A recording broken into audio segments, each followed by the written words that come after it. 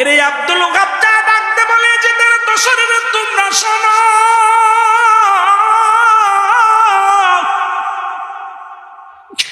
যে হুসাইনের জন্য আকাশ পাগল, যে হুসাইনের জন্য জমিন পাগল, যে হুসাইনের প্রেমে আমার নবী নিজেই ছিল পাগল, যে হুসাইনকে নবী আদর করিয়া চুমা দিতেন, যে হুসাইনকে নবী মুখে নিতেন, আদর করতেন, তাকে তোরা কেমনে কষ্ট দিস?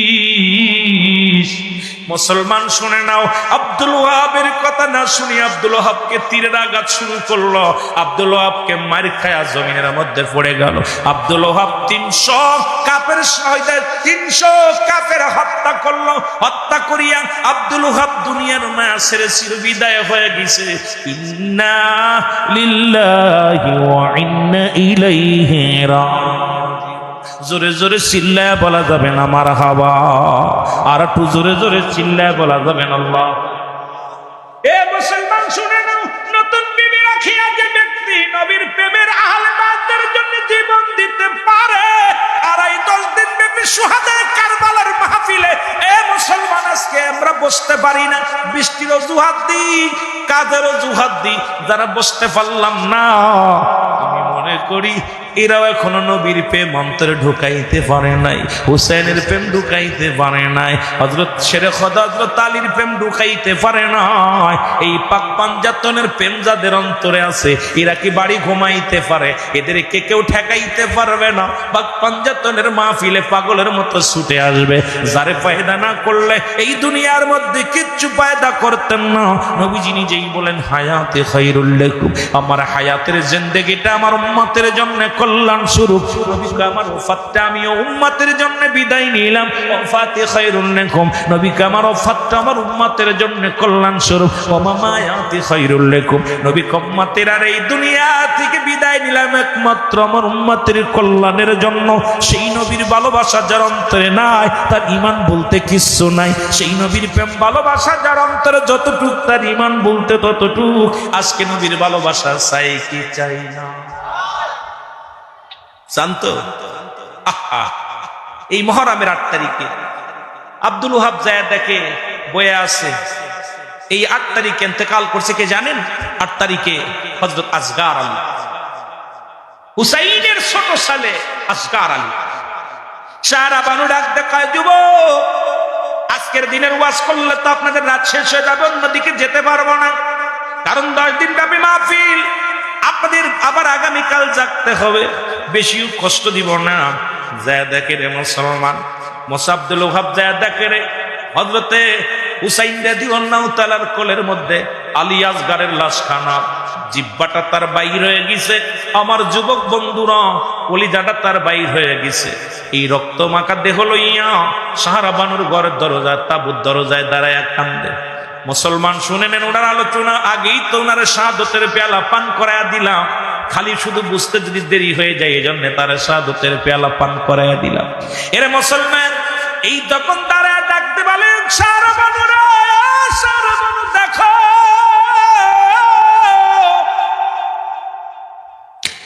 এই মুহররমের 8 তারিখে আলী আসগার আর দুনিয়ার মধ্যে নাই।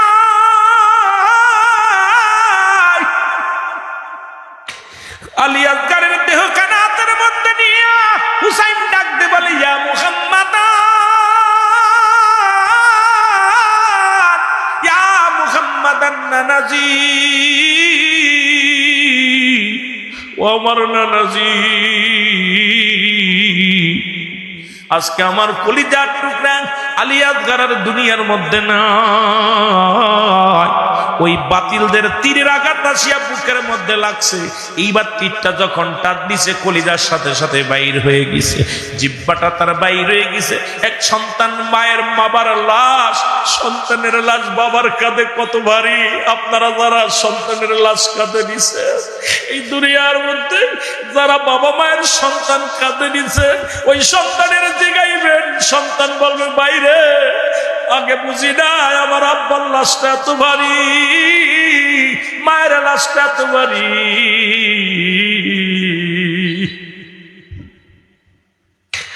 বাবার লাশ মায়ের লাশ কত ভারী, যে সন্তানের লাশ গাড়ে নিচে সন্তানের লাশটা কত ভারী। আলী আসগার মুসলমান শুনে নাও, আলী আসগারের লাশ হযরত হুসাইনের ঘাড়ে, হুসাইনের লাশ মুসলমান হুসাইন রাদিয়াল্লাহু চিৎকার দিয়ে বলে, ও সারা বানুরে, আরে আমি জীবনেও আমি আমার সন্তানের লাশ কাঁধে নিয়ে চিৎকার মেরে বলি না নাজি, আমার যদি জীবনের সবাই চলে যায়, আমার জীবন যদি চলে যায়, তবু যেন বাতিলের কাছে মাথা নত না করি। জোরে জোরে চিল্লায় বলা যাবে না মারহাবা। এই মহরমের 8 তারিখ শোকের একদম শোক নেমে আসলো। আসগার আলী বিদায়। আসগারের কান্না দেইখা, মায়ের কান্না দেইখা আলী আকবর বড় ভাই, হুসাইনের বড় ছেলে আলী আকবর তাঁবুর ভিতর থেকে বাইর হয়েছে। ডাক দেখায়, মা তুমি কাঁদছো কেন? বাবা রে কাঁদছি দেখছস? কার লাশ আমার হাতে? মা কার? দেখ তোমার ছোট ভাই আলী আসগার, আর জীবনে তোমার ভাই কয়ে ডাকতো না, আর কোনোদিন আমাকে মা বলে ডাকবো না, আমারে তোমার বাবারে বাবা কয়ে ডাকবো না। আলী আকবরের দিক আলী আকবর আলী আসগারের দিক তাকায় দেখে জিব্বাটা বাইর হয়ে গেছে, একদম জিব্বাটা বাইর হয়ে আছে এবং কলিজাটা বাইর হয়ে গেছে। একটা চিৎকার দিয়ে বলে, মা! ভাইয়ের রক্ত শুয়ে শপথ করছে, ইয়া রাসূলুল্লাহ, আপনাকে সাক্ষী রাখলাম, আমার মা বাবার কসম, ভাইয়ের কসম, এই বাতিলের সঙ্গে আমি একাই আলী আকবর যুদ্ধ করব। আলী আকবর ওই 8 তারিখে যুদ্ধের ময়দানে চলে গেল। 8 তারিখের মহরমের 8 তারিখ আলী আকবর কিছু সংখ্যক সৈন্যের সঙ্গে মোকাবেলা করলো। 9 তারিখে ফুলদমে আলী আকবর যুদ্ধ শুরু করে দিল। যুদ্ধ করে আলী আকবর চির বিদায় হয়ে গেছে, এই দুনিয়া থেকে মায়ের বাঁধন ছেড়ে চলে গেছে, শুধু রাসূলুল্লাহর ভালোবাসা অন্তরের মধ্যে নিয়ে। জোরে বলেন মারহাবা। আপনারা ভালো আছেন? আর একটু জোরে বলুন। মুসা আলাইহিস সালাম জিগাইতেছে রব্বে কারিমের দরবারে, হে আমার আল্লাহ, তুমি যদি কোনো ব্যক্তি বা কোনো গোষ্ঠীকে ভালোবাসো, তুমি ওই বান্দা বান্দির উপরে কি দান করো? রব্বে কারিম ডাক দে বলো, হে নবী মুসা, ওই গোষ্ঠী ওই মহল্লার মধ্যে আমি বৃষ্টি বর্ষণ করি। জোরে বলেন না সুবহানাল্লাহ। আমি আসার পথে দেখলাম গুড়ি গুড়ি কিছু বৃষ্টি হচ্ছে। যে মাহফিলে, যে আলোচনায়, যে দোয়ার অনুষ্ঠানে আগে বা পরে বৃষ্টি বর্ষণ হয়, ওই দোয়াটা আল্লাহর দরবারে অতি ফস করে কবুল হয়ে যায়। সুবহানাল্লাহ বলেন না। আর একটু জোরে আওয়াজ দিতে হবে, আমার দিয়ে ওয়াজ করাইতে হবে। আমি এমনই একটা বক্তা, আগেই বলছি আমার ভিতরে কোনো এলেম নেই, শরিয়াতে ডিগ্রি অনেকগুলো দিছি, তবে এই ডিগ্রি বড় জিনিস, সবচেয়ে বড় ডিগ্রি আপনাদের দোয়া। তা আপনারা কথা বললে মনে করবো আপনারা, একটা হলো জুমলায় খবরিয়া, একটা জুমলায় হিংসায়া। জুমলায় বক্তা যখন মনের ভাব প্রকাশ করে শ্রোতা সহজেই বুঝতে পারে, এটাকে বলা হয় জুমলায় খবরিয়া। জুমলায় হিংসায় বক্তা মনের ভাব প্রকাশ করলে শ্রোতা কিছুই বোঝে না, খালি ইয়েস নো ভেরি গুড, কথা বুঝেননি? এখন এখানে বলা হয় জুমলায় হিংসায়া। এখন আমি বলবো আপনারা কিছু বুঝবেন না, এই বক্তার পক্ষে আমিও না। আপনারা ইয়েস নো ভেরি গুড যা বলবেন, ইয়েস নো যা বলবেন, বুঝা বলবেন, না বুঝলে অফেন বলবেন, হুজুর আমি বুঝি নাই, দরকার নাই। কারণ এখানে ক্লাস, এই ক্লাসটায় আমাদের শিক্ষণীয় ক্লাস। এখানে আমরা যারা আসবো বক্তা, কিছু দেওয়ার নিয়েতে আসতে হবে, যেটা আপনাদের নিলে উপকার হবে। কারণ দিনে সারা জীবন ওয়াজ শুনলাম, রাত্রেবেলা বললাম, সকালবেলা বললাম শীতে কার বাপ, কথা বলছেন, এই যে রাবায়ন করলাম, কিন্তু সকালবেলা জিজ্ঞেস ভাই শীতে কার বাপ, কিন্তু সারা দিন ভরে রাবায়ন করছে। রাবায়ন যে শীতের বাপ এটাও বোঝে নাই, কথা বুঝেননি? এই জন্য ওয়াজের ময়দানে মার বাট থেকে পড়ে ওয়াজ শুনতেছি। এখন কোন বক্তা কি বলতেছে শুধু ওই মোবাইলে শুনতেছি, আর ওখানেই রেখে যাচ্ছি, তাবারকের ভিতরে ঢুকাই দিচ্ছি, বাড়ি পর্যন্ত আর নিতেছি না। এই ওয়াজে আমাদের দেশে, আমাদের সমাজে কোনোই উপকারে আসছে না। জোরে বলেন ঠিক কিনা? এই জন্য দাদু ভাই, আমি নতুন মানুষ, আপনাদের মাঝে এসেছি। রব্বে কারিম যেন গুনাহগারকে কিছু বলার সুযোগ দান করে। যেটা বলতেছিলাম, মুসা আলাইহিস সালাম জিজ্ঞাসা, আল্লাহ এরপরে যদি তুমি তার চাইতে যদি বেশি খুশি হও, কি দান করো? মুসা আলাইহিস সালাম বলতেছে, আল্লাহ বলে, মুসা রে শোন, যদি বেশি ভালোবাসি, ওই বাড়ির মধ্যে, এলাকার মধ্যে মেহমান পাঠাইয়া দিই। সুবহানাল্লাহ বলেন না? আজকে 10 দিন ব্যাপী মাহফিল, প্রায় জনের বাড়িতে মেহমান আসছে, কারোর জামাই আসছে, কারোর বিয়ে আসছে, বোন আসছে, ছেলেরা আসছে, মেয়েরা আসছে, টাউন থেকে আসছে মাহফিল শোনার জন্য, ঠিক কিনা ভাই? চাকরি করে ঢাকাতে আইসে যে মাহফিল হইব 10 দিন ব্যাপী, সবাই দেখার বেলার যাই একটু আলোচনা শুনে আসি। তাহলে এখানে আল্লাহ সবচেয়ে বেশি খুশি হলে এলাকার মধ্যে মেহমান ঢোকে। আর আমরা তো অনেক দূর থেকে আসছি, হুজুরও আসছে, প্রত্যেকটা মানুষ আপনাদের মেহমান। তাহলে আল্লাহ খুশি হলে মেহমান পাঠায়। সুবহানাল্লাহ বলেন না? কে খুশি হলে? এই 3টা ওয়াজ শুনে যান, মুখস্থ করেন। নাম্বার 3, মুসা আলাইহিস সালাম বলতেছে, আল্লাহ এরপরে যদি আপনি খুশি হন কি পাঠান? আল্লাহ বলে, যদি সবচেয়ে বেশি যখন কোনো বান্দা বান্দির উপরে খুশি হয়ে যায়, ওই ঘরের মধ্যে বাড়ির মধ্যে ওই ব্যক্তির বেশি আমি কন্যা সন্তান দান করি। সুবহানাল্লাহ বলেন না? তাহলে মেয়ে সন্তান আল্লাহর একটা বড় নিয়ামত। আমিন বলেন, আমিন বলেন। আপনারা খুশি হন নাই? কে একটু হাত তোলেন দি। খুশি হন নাই? বলছি, আমি তো আগেই বলছি যে এক দেশের গালি এক দেশের বলি। একটা কথা আমি মাঝে ওয়াজে করছিলাম, একবার চট্টগ্রাম গেছি আপনার সিলেটে কিছু ওয়াজ করতে, তখন 2006 সালে একটা আলোচনায় গেছি জাফলং এর জমিনে। এখন ওই এলাকার খানা একটু খাইতে একটু আমার এক দেশের খাবার তার দেশ খাবার সবকিছু পরিবর্তন। আমি খানা খাওয়ার পর একটা মাছ দিছে, মাছের ভিতরে মাথার ভিতরে হলো বড় বড় দাঁত। এটা কি মাছ, পোয়া মাছ না কি মাছ বলে, এর ভিতরে বড় বড় দাঁত আছে পাথরের মতো। আমি খাওয়ানোর পর কেন যেন একটা ভালো লাগছে না, বমি বমি ভাব হচ্ছে। আমার সহকারী যে উনি সিনিয়র বক্তা মাসুম বিল্লাহ নাম, আমি বলছি, দাদু ভাই আমার তো বমি আসতেছে, কেমন লাগতেছে, অস্থির অস্থির লাগতেছে, কিছু একটা পান খেয়ে আয়। দোকানে যে বলছি, ভাই আমার একটা পান দেন দি। দোকানদার কয়, হুজুর শুকনা গু দেখাইবেন না কাঁচা গু দেখাইবেন? গোয়া গোয়া শুকনা গুয়া খাইবেন না কাঁচা গু খাইবেন? এখন আমি মনে হচ্ছে গু খাইতে বলছে, শুকনা গু খাবেন না কাঁচা গু খাইবেন? কথা বুঝেননি? তা আমি আবার হঠাৎ করে আমি 360 জন আউলিয়ার দেশ, শাহজালালের দেশ, এই দেশের মানুষ এত বদ, মনের ভিতরে একটা অশান্তি লাগছে। আমি কিন্তু, আরে মিয়া পান দেন। দোকানদার কয়ে, শুকনা খাইবেন না কাঁচা খাইবেন? কথা বুঝেননি বা? এখন এক দেশের তো গালি। আমি কই দাঁড়ায় আছি, মাসুম বিল্লাহ বুঝতে পারছে বেটা ধরা পড়ছে, গাড়ি থেকে নেমে কয়ে, দোকানদার শুকনা দে দাও। আমি কই শুকনা? আমি কই ভাই খাবো না। কত বড় বিয়াদব! আমি কইছি, উনি দোকানদার যেই বলছি বিয়াদব, উনি কয়, হুজুর কি বলতে চান? আমি বলছি, আমি একটা আলেম মানুষ, দাড়িও আছে টুপিও আছে, আমি আপনার বললাম পান দিতে, আপনি শুকনা গুয়ার কাঁচা গু দিবেন মানে কি? দোকানদার তো আমার মুখের দিক কয়, বাড়ি কই? আমি তো মাগুরাই। কই এই জন্য বুঝছেন গু, আরে গুয়া গুয়া সুগরি। কত বুঝছেন নি? এক দেশের গালি এক দেশের বলি, শুকনা গু দেখাইবেন না কাঁচা গু দেখাইবেন বা? কথা বুঝছেন নি? এই জন্য অনেক দেশের আপনাদের ভাষা যখন আঞ্চলিক ভাষায় কথা বলেন আমাদের বুঝতে কষ্ট হয়। এই জন্য আমরা অনেক সময় বুঝতে কষ্ট হইব, তবু চেষ্টা করব আপনাদেরকে বুঝানোর জন্য, আল্লাহ যেন কবুল করে। আমরা কে কে খুশি হয়েছি যেন বলেন, আমিন বলেন, আমিন বলেন। শুধু একটা নয়, কোন ব্যক্তি যখন জান্নাতের বাগানের দিকে ছুটে আসে, তার প্রতিটা কদমে কদমে সগীরা গুনাহ মাফ হয়ে যায়। এই 10 দিন ব্যাপী কারবালার স্মরণের মাহফিলের পরেও যদি এলাকার মানুষ জাহান্নামে যায়, আমি মনে করি ওইটার মতো কপাল পোড়া পৃথিবীর মধ্যে আর কেউ নাই। কথা বুঝেননি? ক্লিয়ার করে নেবেন ওয়াজ। পৃথিবীর মধ্যে ওর মতো কপাল পোড়া মানুষ। আল্লামা কুতুবী রাহমাতুল্লাহ বয়ান করে, বান্দা শুধু সগীরা গুনাহ করো নাই, কবিরা গুনাহ করছো, নামাজ ছেড়ে দিছো, মিথ্যা বলছো, জিনা ব্যভিচার অন্যায় করছো, এই গুনাহগুলো মাপ। যদি কোনো বান্দা জান্নাতের বাগানে ছুটে এসে আলোচনা শুনে আখিরি মোনাজাত খাস দোয়াটা আল্লাহর দরবারে আল্লাহ বলে ডাক দেয়, রব্বে কারীম তার জীবনের সব গুনাহ মাফ করে দেয়। তাহলে 10টা দিন মাফ পাওয়ার একটা সুযোগ। একদিন হয় না, 10 দিন হয়েছে। কয়দিন? টিরাই অ্যাগেন। বারবার চেষ্টা করো। আপনারা ইংলিশে পড়ছেন না? বারবার। আর বাংলায় বলে, পারিব না কেন মুখ করিও না ভার, কেন পারিবা না বলো একবার, 10 জনে পারে যাহা তুমিও পারিবে তাহা। টিরাই অ্যাগেন, বারবার চেষ্টা করো। সুতরাং আমি আপনি 10টা দিন সুযোগ দিছে এলাকার কমিটির ভাইয়েরা, 10টা দিন সুযোগ হয়েছে মাহফিলে বসা। এরপরও যদি গুনাহ নিয়ে কবরে যায়, আমি কই ওয়াসাল মাল, আর জান্নাতে যা সম্ভব। কথা ক্লিয়ার? কথা ক্লিয়ার হয়েছে? কথা বুঝে নিয়েন। আমি ওয়াজ কিন্তু শিখাই দিয়েছি 3টা ওয়াজ।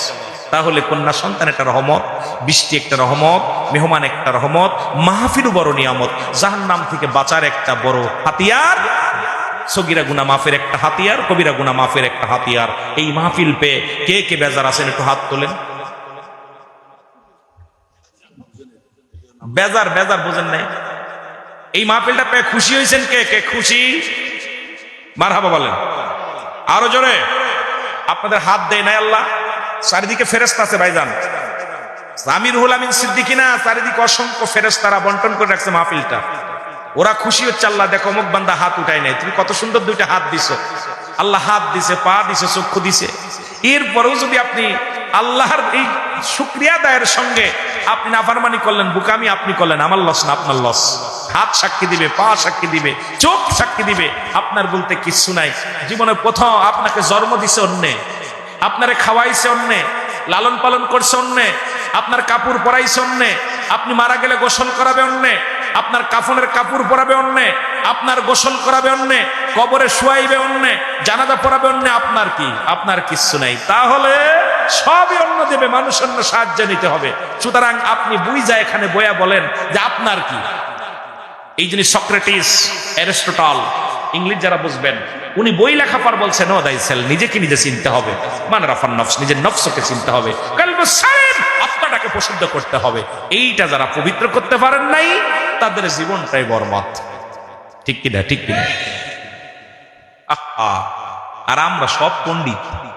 সক্রেটিসের লেখা বই, আপনার অ্যারিস্টটলের লেখা বই কোনো ব্যক্তি না পড়ে ইঞ্জিনিয়ার, বড় বড় ডক্টর ইঞ্জিনিয়ার হওয়া সম্ভব না। উনি বলছে নিজের নিজে চিনতে হবে। আর আমার দেশের মৌলবী মন্ত্রী সব নিজের নিয়ে, আরে বাবা রে বাবা, খালি হুজুরের নিবাস্ত। ইমাম সাহেব এডা, ইমাম সাহেব এডা, মসজিদ সাহেব এডা, আমি বেটা খুব বালা। দোয়া তুলসির কথা জোরে বলেন ঠিক কিনা? আল্লাহ কবুল করুন, জোরে বলেন আমিন। মুহাব্বতের সঙ্গে দুরূদ শরীফ পড়ুন, আল্লাহুম্মা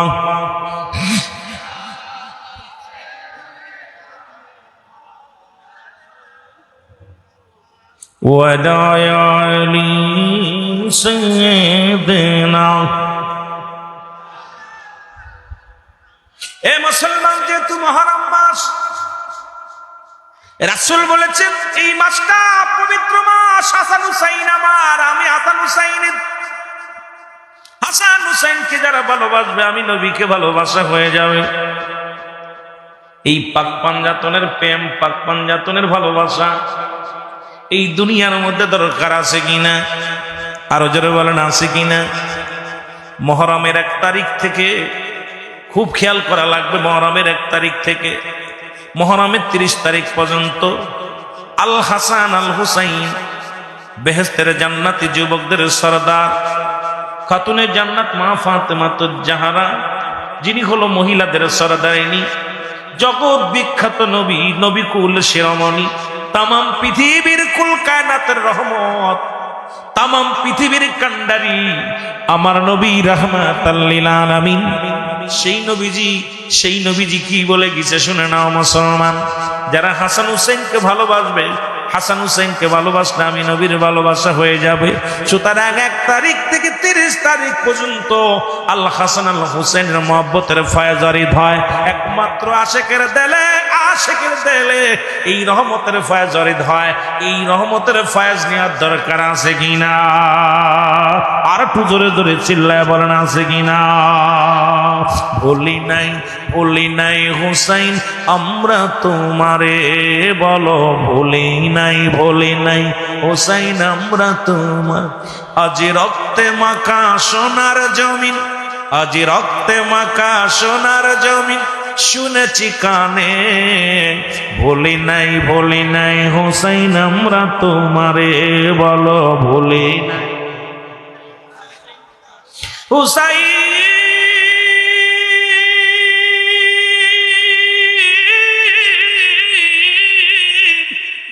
আপনার প্রেমের মালায় আশিকের গলে, আপনার প্রেমের মালায় আশিকের গলে, নূর নবীজির দিদার চাই গো, নূর নবীজির দিদার চাই গো আমরা সকলে।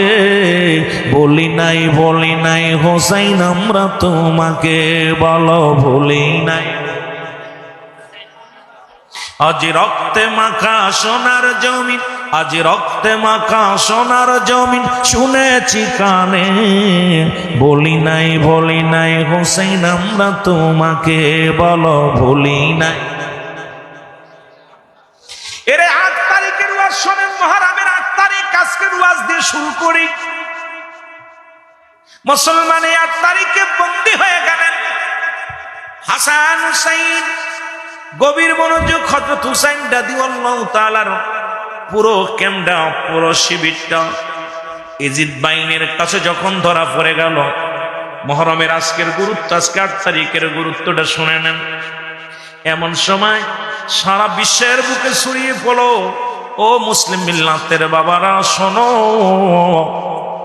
আমার নবীর দুই পুত্র হাসান হুসাইন, মা ফাতেমার কলিজার টুকরা, শেরে খোদা হযরত আলীর জান, ওই না কুফা নগরে ইজিদ বাহিনী রাতে বন্দী হয়ে গেছে।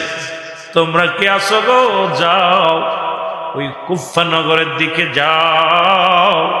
যেহেতু 8 দিন ব্যাপী মাহফিল, আজকে 8 তারিখের ফজিলাত বর্ণনা করে অন্য আলোচনায় চলে যাব। যুবক বন্ধুরা আমার, গভীর মনোযোগ। এই মহরমের 8 তারিখে মুসলমান যখন বন্দী হয়েছে, হুসাইন রাদিয়াল্লাহু তাআলা খবর পাইল গো। এই খবর শুনিয়া মুসলমান ডাক দিলেন আব্দুল ওহাবের মা, ডাক দি বলে, আব্দুল ওহাব রে, ও আব্দুল ওহাব, আমি তোমার মা তোমাকে ডাকছি। আব্দুল ওহাব চলে আসছে, ডাক দে বলে, মাম্মাজি আপনি আমাকে ডাকছেন? আব্দুল ওহাব কয়, মা গো, দরজায় দাঁড়ায় সালাম দা, আসসালামু আলাইকুম আম্মি জান, আসসালামু আলাইকুম আম্মি জান। আব্দুল ওহাব ভিতর থেকে বাইরে থেকে সালাম দেয় মাকে, ভিতর থেকে আওয়াজ আসে, ওয়ালাইকুম আসসালাম আম্মি জান, আপনি আমাকে ডাকছেন? বলে, বাবারে তোকে আমি ডাকছি, তুই কি শুনতে পাইছিস নি?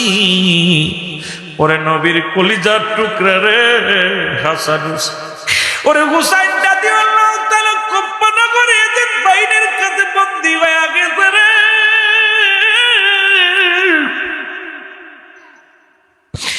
আব্দুল ওহাব এই বুঝি অপূর্ব সুযোগ, জান্নাতে যাওয়ার একটা সুযোগ আইছে রে। খুব খেয়াল করবেন। আব্দুল ওহাবের মা ডাকতে বলে, বাজান রে, এই বুঝি জান্নাতে যাওয়ার একটা সুযোগ আইছে, আজকে 8 মুহররম। ওরা তাকায় আছে রাসূলের দিকে, ইয়া মুহাম্মাদান, ইয়া মুহাম্মাদান বলে কান্দে। আব্দুল ওহাব বলে, মা কি বলতে চাও? কয়, বাজান রে, তোমাকে অনুরোধ করি, যাও যুদ্ধে রওনা হয়ে যাও, তুমি আমার হুসাইনের জন্য জীবন দিয়ে দাও। ওই বাতিলের বিরুদ্ধে যুদ্ধ করবে, ইন্তেকাল করবে, শাহাদতের পেয়ালা পান করবে। কিয়ামতের ময়দানে আমি আমার রব্বি কারীমের দরবারে দাঁড়ায়া বলবো, আমি একজন শহীদের জননী। বাবারে, তোমার খাতিরেও তুমি হুসাইনের পক্ষে যুদ্ধ করতে যাইবা, তোমার খাতিরে আমি মা হইয়াও রব্বি কারীমের দরবারে দাঁড়াইতে পারবো। আমি একজন শহীদের জননী। জোরে জোরে চিল্লায়া বলা যাবে না মারহাবা। আব্দুল ওহাব আজকের ঘটনা, 8 তারিখের ঘটনা, কেন আপনার 1 থেকে 10 তারিখে যে ঘটনাগুলো ঘটলো, 10 দিনের ঘটনাগুলো আমাদের আগে বোঝার দরকার। আব্দুল ওহাব কয়, মা আমি বিয়ে করছি মাত্র 17 দিন। কয়দিনই 17 দিন বিবাহ করেছি। বলে, বাবারে, বিবি বাচ্চার সন্তান, মা বাবার মা ছেড়ে দাও, তুমি কি জান্নাত পেতে চাও? আব্দুল ওহাব বলে, মা হ্যাঁ জান্নাত পেতে চাই। বলে, আব্দুল ওহাব রাত দেরি করো না, এই নাও অস্ত্র নাও, হাতে তুলে নাও, এই নাও অস্ত্র, এই নাও ঢাল, এই নাও তরবারি, এই নাও জামা গায়ে দাও, যুদ্ধের জামা গায়ে দাও, আর পিছনে তাকানোর সময় নাই, চলে যাও যুদ্ধের ময়দানে, জীবনটা কোরবানি করে দাও আমার নবীর পাগলদের জন্য, হাসান হুসাইনের জন্য। আমার নবীজি হুসাইনের প্রেমে কেঁদে গেছে, হাসানের প্রেমে কেঁদে গেছে। আজ নবীর আহলে বায়াতদেরকে যদি একটা পশমের ক্ষতি হয়, কিয়ামতের ময়দানে কি জবাব দিবে? আব্দুল ওহাব জলদি যাও কুফা নগরে চলে যাও। আব্দুল ওহাব কি করলেন? পোশাক পরিয়া, তরবারি হাতের মধ্যে নিয়ে, অস্ত্র নিয়ে ডাক দি, সালাম দা, আসসালামু আলাইকুম মা, চিরবিদায় দাও হে ও মা গো, যাব আমি যুদ্ধের ময়দান, বলো যাব আমি যুদ্ধের। আরো জোরে জোরে বলেন, চিরবিদায় দাও হে ও মা গো, যাব আমি যুদ্ধের ময়দান, যাব আমি কারবালার ময়দান। ও মা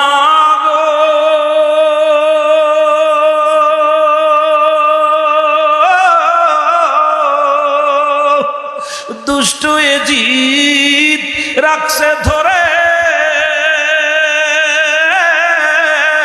হুসাইনকে বন্দি করে, জীবন দিব নবীর জানের জান। ও মা গো, যাব আমি কারবালার ময়দান। বলেন যাব। চোখের পানি ছেড়ে কাঁদবেন হাসান হুসাইনের মহব্বতে, যার চক্ষু দিয়ে আজকে হাসির আলোচনা না, আজকে জিহাদি আলোচনা না। এই মহরমের মাস শুধু চোখের পানির মাস। এই মাসে যার চক্ষু দিয়া মাছের চোখের মধ্যে একটু পানি গড়ায় পড়বে, রাসূলুল্লাহ তার হাত ধরে জান্নাতে নিবে। জোরে বলেন মারহাবা। ওরে যাব আমি কারবালার ময়দান। বলো যাব আমি কোথায় ওরে দুঃখিনী মা,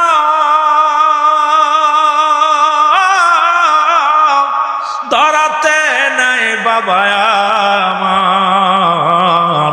নতুন বিবি রাখলাম ঘরে, যা করে মোর আল্লাহ, জীবন দিব কারবালার ময়দান। জীবন দিব কারবালার ময়দান। বলো চিরবিদায় দাও হে ও মা গো, তোমারও হাব যাবে কারবালার ময়দান। তোমার ছেলে যাবে কারবালার ময়দান। এ দুনিয়ার মুসলমান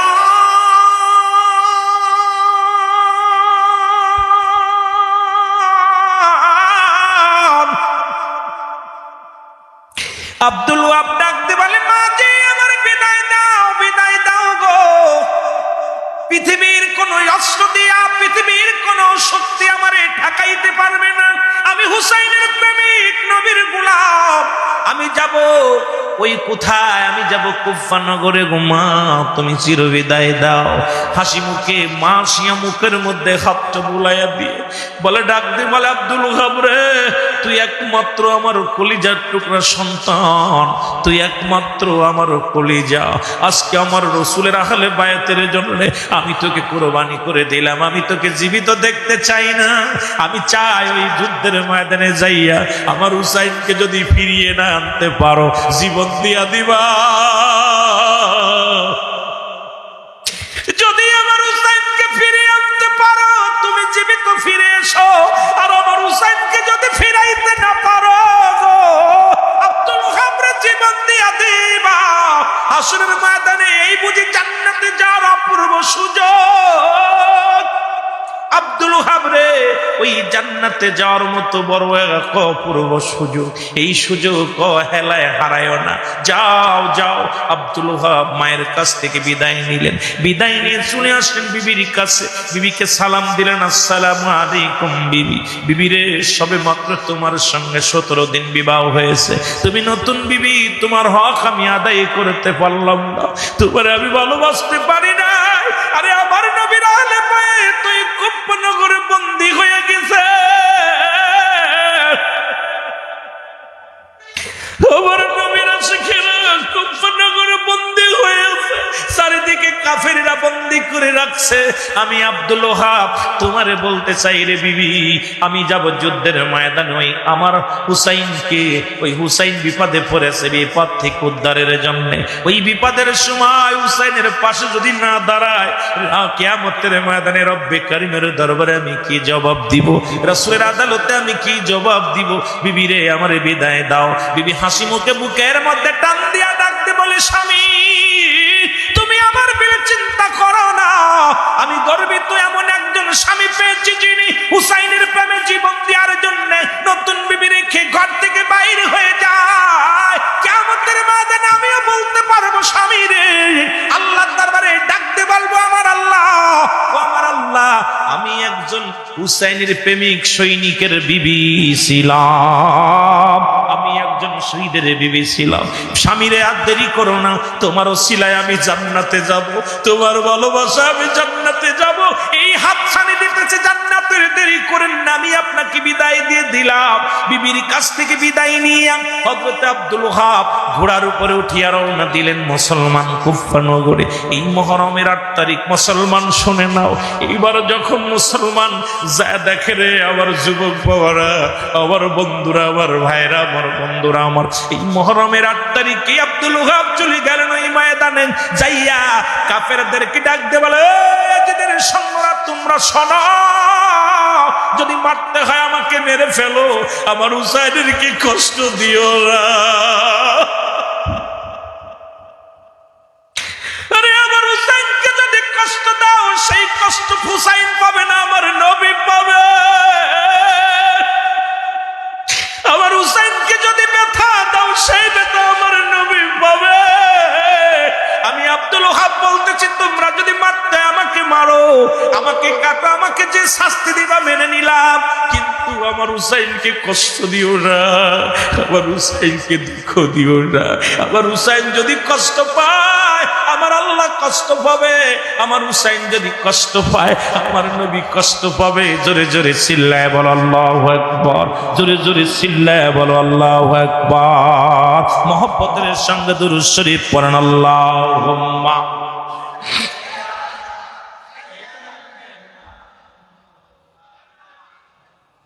আরো জোরে বলেন আলা আলি।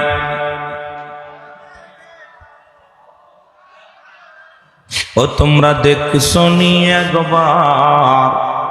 একবার দেখলে মনে হতো দেখিবারে বার।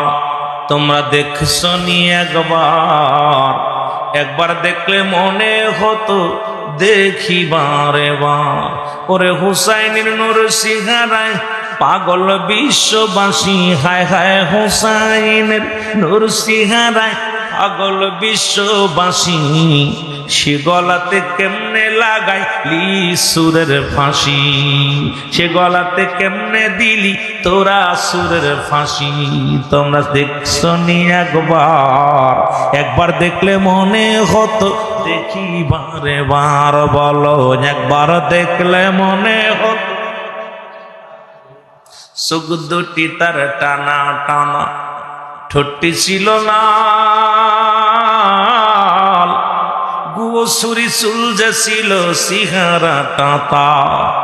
ওরে দেখলে পারে নবীর কথা, যারে দেখলে পারে নবীর কথা মনে পড়তো বারংবার। ওরে দেখলে পারে নবীর কথা, যারে দেখলে পারে নবীর কথা মনে পড়তো বারে বার। তোমরা দেখছো নি ওরে একবার দেখলে মনে হতো দেখিবারে বার। বলো একবার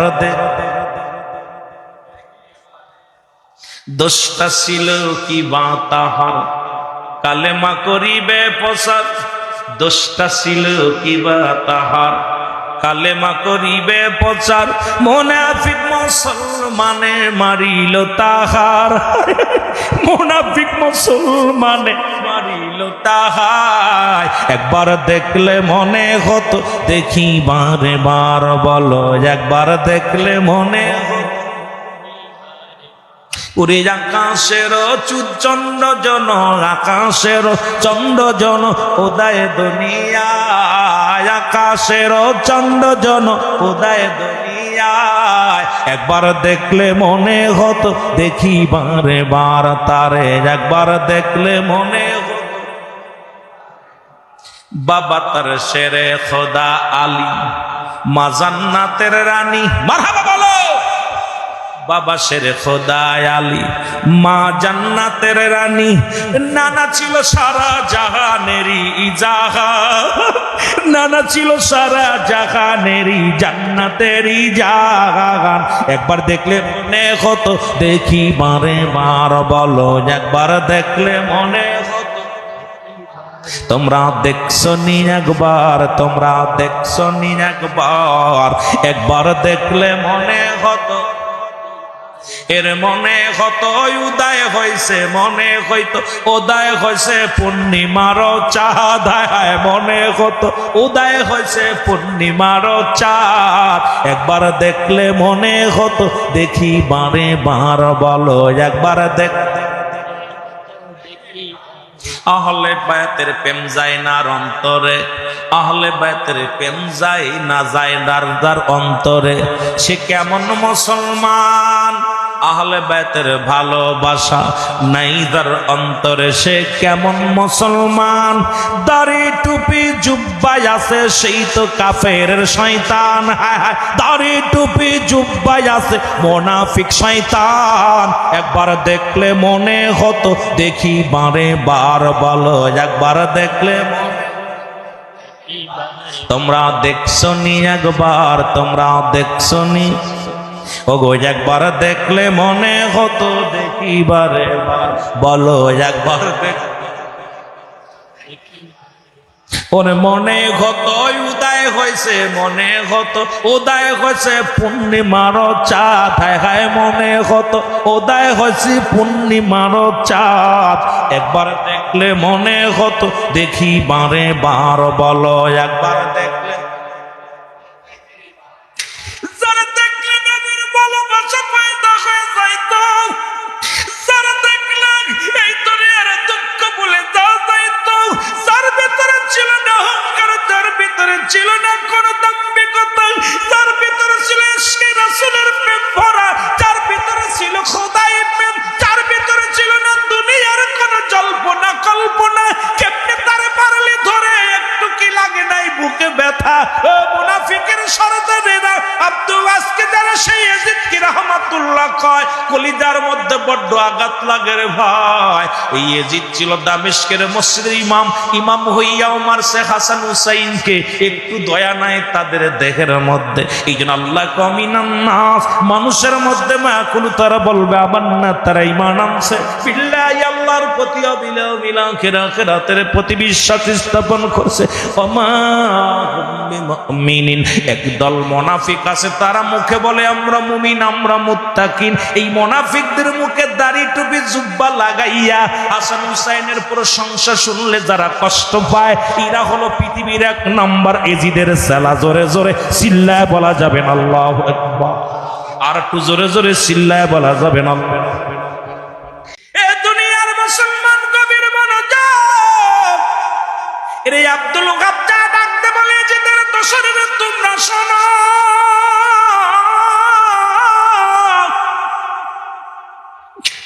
যে হুসাইনের জন্য আকাশ পাগল, যে হুসাইনের জন্য জমিন পাগল, যে হুসাইনের প্রেমে আমার নবী নিজেই ছিল পাগল, যে হুসাইনকে নবী আদর করিয়া চুমা দিতেন, যে হুসাইনকে নবী বুকে নিতেন, আদর করতেন, তাকে তোরা কেমনে কষ্ট দিস? মুসলমান শুনে নাও, আব্দুল ওয়াহাবের কথা না শুনি আব্দুল ওয়াহাবকে তীরের আঘাত শুরু করলো, আব্দুল ওয়াহাবকে মার খায়া জমিনের মধ্যে পড়ে গেল। আব্দুল ওয়াহাব 300 কাফের শহীদের 300 কাফের হত্যা করলো। হত্যা করিয়া আব্দুল ওয়াহাব দুনিয়ার মায়া ছেড়ে চির বিদায় হয়ে গেছে। ইন্না লিল্লাহি ওয়া ইন্না ইলাইহি রাজিউন। জোরে জোরে চিল্লায় বলা যাবে না মারহাবা, আর একটু জোরে জোরে চিল্লায় বলা যাবে না আল্লাহ। এ মুসলমান শুনে নাও, নতুন বিবি রাখিয়া যে ব্যক্তি নবীর প্রেমের আহলে বায়তের জন্য জীবন দিতে পারে, আর এই 10 দিন ব্যাপী শুহাদায়ে কারবালার মাহফিলে এ মুসলমান আজকে আমরা বসতে পারি না, বৃষ্টির অজুহাত দিই, কাজের অজুহাত দিই, যারা বসতে পারলাম না, আমি মনে করি এরাও এখনো নবীর প্রেম অন্তরে ঢুকাইতে পারে নাই, হুসাইনের প্রেম ঢুকাইতে পারে নাই, হযরত শেরে খোদা হযরত আলীর প্রেম ঢুকাইতে পারে নাই। এই পাক পাঞ্জাতনের প্রেম যাদের অন্তরে আছে, এরা কি বাড়ি ঘুমাইতে পারে? এদেরকে কেউ ঠেকাইতে পারবে না। পাক পাঞ্জাতনের মাহফিলে পাগলের মতো ছুটে আসবে, যারে পয়দা না করলে এই দুনিয়ার মধ্যে কিচ্ছু পয়দা করতেন না। নবীজি নিজেই বলেন হায়াতে খায়রুল লাকুম, আমার হায়াতের জিন্দেগিটা আমার উম্মতের জন্য কল্যাণ স্বরূপ। নবী আমার ওফাতটা আমি উম্মতের জন্য বিদায় নিলাম, ওফাতে খায়রুল লাকুম। নবী আমার ওফাতটা আমার উম্মতের জন্য কল্যাণ স্বরূপ, ওয়া মামায়াতি খায়রুল লাকুম। নবী উম্মতের আর এই দুনিয়া থেকে বিদায় নিলাম একমাত্র আমার উম্মতের কল্যাণের জন্য। সেই নবীর ভালোবাসা যার অন্তরে নাই, তার ঈমান বলতে কিচ্ছু নাই। সেই নবীর প্রেম ভালোবাসা যার অন্তরে যতটুক, তার ঈমান বলতে ততটুক। আজকে নবীর ভালোবাসা চাই কি চাই না? জানতো এই মুহররমের 8 তারিখে আব্দুল ওহাব যায় দেখে বয়ে আছে। এই 8 তারিখে ইন্তেকাল করছে কে জানেন? 8 তারিখে হযরত আসগার আলী, হুসাইনের ছোট ছেলে আসগার আলী। সারা বানু ডাক দেখায়, যুবক আজকের দিনের ওয়াজ করলে তো আপনাদের রাত শেষ হয়ে যাবে, অন্যদিকে যেতে পারবো না, কারণ 10 দিন ব্যাপী মাহফিল, আপনাদের আবার আগামীকাল জাগতে হবে, বেশিও কষ্ট দিব না। যায় দেখে রে মুসলমান, মুসা আব্দুল ওহাব যায় দেখে রে হযরতে হুসাইন রাদিয়াল্লাহু তাআলার কোলের মধ্যে আলী আসগারের লাশখানা, জিহ্বাটা তার বাইর হয়ে গেছে। আমার যুবক বন্ধুরা, কলিজাটা তার বাইর হয়ে গেছে। এই রক্ত মাখা দেহ লইয়া সাহারা বানুর ঘরের দরজায়, তাবুত দরজায় দাঁড়ায় কান্দে। মুসলমান শুনে নেন, ওনার আলোচনা আগেই তো ওনার শাহাদতের পেয়ালা পান করায়া দিলাম, খালি শুধু বুঝতে যদি দেরি হয়ে যায় এই জন্য তার শাহাদতের পেয়ালা পান করায়া দিলাম। এরে মুসলমান, এই যখন দাঁড়ায় ডাকতে বলেন, সাহারা বানুরা, সাহারা বানু দেখো,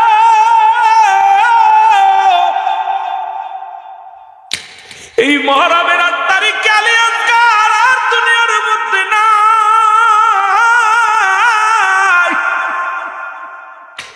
আলী আসগারের দেহখানা হাতের মধ্যে নিয়ে হুসাইন ডাকতে বলে, ইয়া মুহাম্মাদ,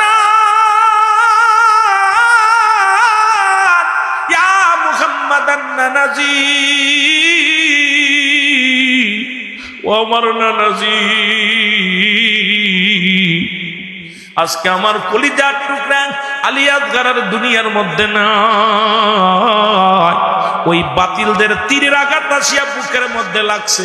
এইবার তীরটা যখন টান দিছে, কলিজার সাথে সাথে বাইর হয়ে গেছে, জিহ্বাটা তার বাইর হয়ে গেছে। এক সন্তান মায়ের বাবার লাশ, সন্তানের লাশ বাবার কাঁধে কত ভারী। আপনারা যারা সন্তানের লাশ কাঁধে নিছে, এই দুনিয়ার মধ্যে যারা বাবা মায়ের সন্তান কাঁধে নিছে, ওই সন্তানের জিগাইবেন, সন্তান বলবে, বাইরে আগে বুঝি নাই আমার আব্বার লাশটা এত ভারী, মায়ের লাশটা এত ভারী।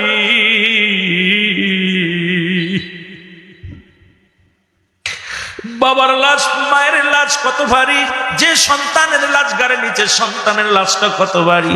আলী আসগার, মুসলমান শুনে নাও, আলী আসগারের লাশ হযরত হুসাইনের ঘাড়ে, হুসাইনের লাশ মুসলমান, হুসাইন রাদিয়াল্লাহু তাআলা চিৎকার দিয়ে বলে, ও সারা বানু রে, আরে আমি জীবনও আমি আমার সন্তানের লাশ কাঁধে নিয়ে চিৎকার মেরে বলি, না নাজি, আমার যদি জীবনের সবাই চলে যায়, আমার জীবন যদি চলে যায়, তবু যেন বাতিলের কাছে মাথা নত না করি। জোরে জোরে চিল্লায় বলা যাবে না মারহাবা। এই মুহররমের 8 তারিখ শোকের একদম শোক নেমে আসলো। আসগার আলী বিদায়। আসগারের কান্না দেইখা, মায়ের কান্না দেইখা আলী আকবর বড় ভাই, হুসাইনের বড় ছেলে আলী আকবর তাবুর ভিতর থেকে বাইর হয়েছে। ডাক দেখায়, মা তুমি কাঁদছো কেন? বাবা রে কাঁদছি, দেখছস কার লাশ আমার হাতে? মা কার?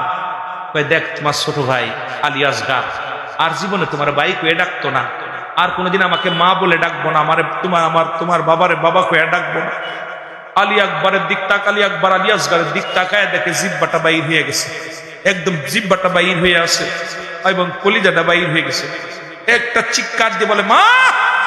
ভাইয়ের রক্ত শুয়ে শপথ করছে, ইয়া রাসূলুল্লাহ, আপনাকে সাক্ষী রাখলাম, আমার মা বাবার কসম, ভাইয়ের কসম, এই বাতিলের সঙ্গে আমি একাই আলী আকবর যুদ্ধ করব।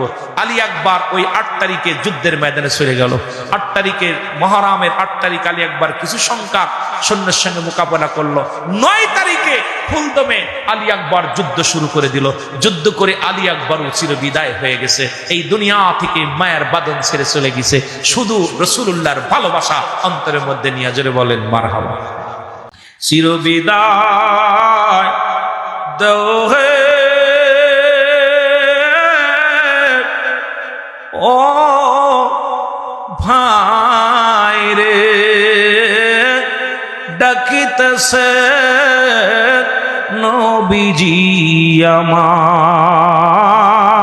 গো ডাকিতেছে নবীজি আমার।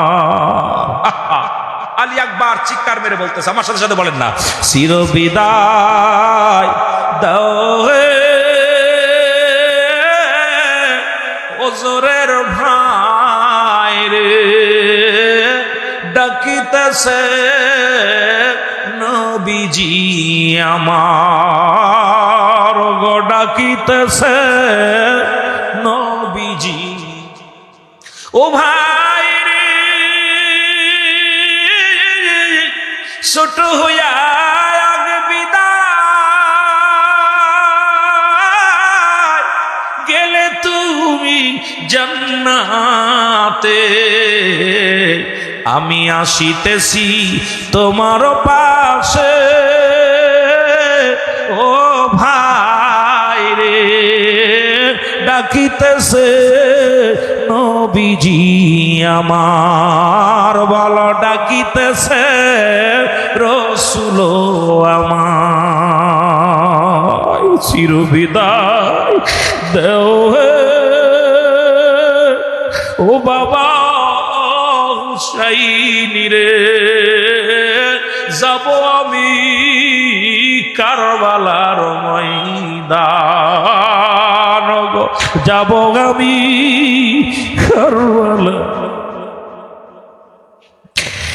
নাই যে দয়া নাই যে মায়া,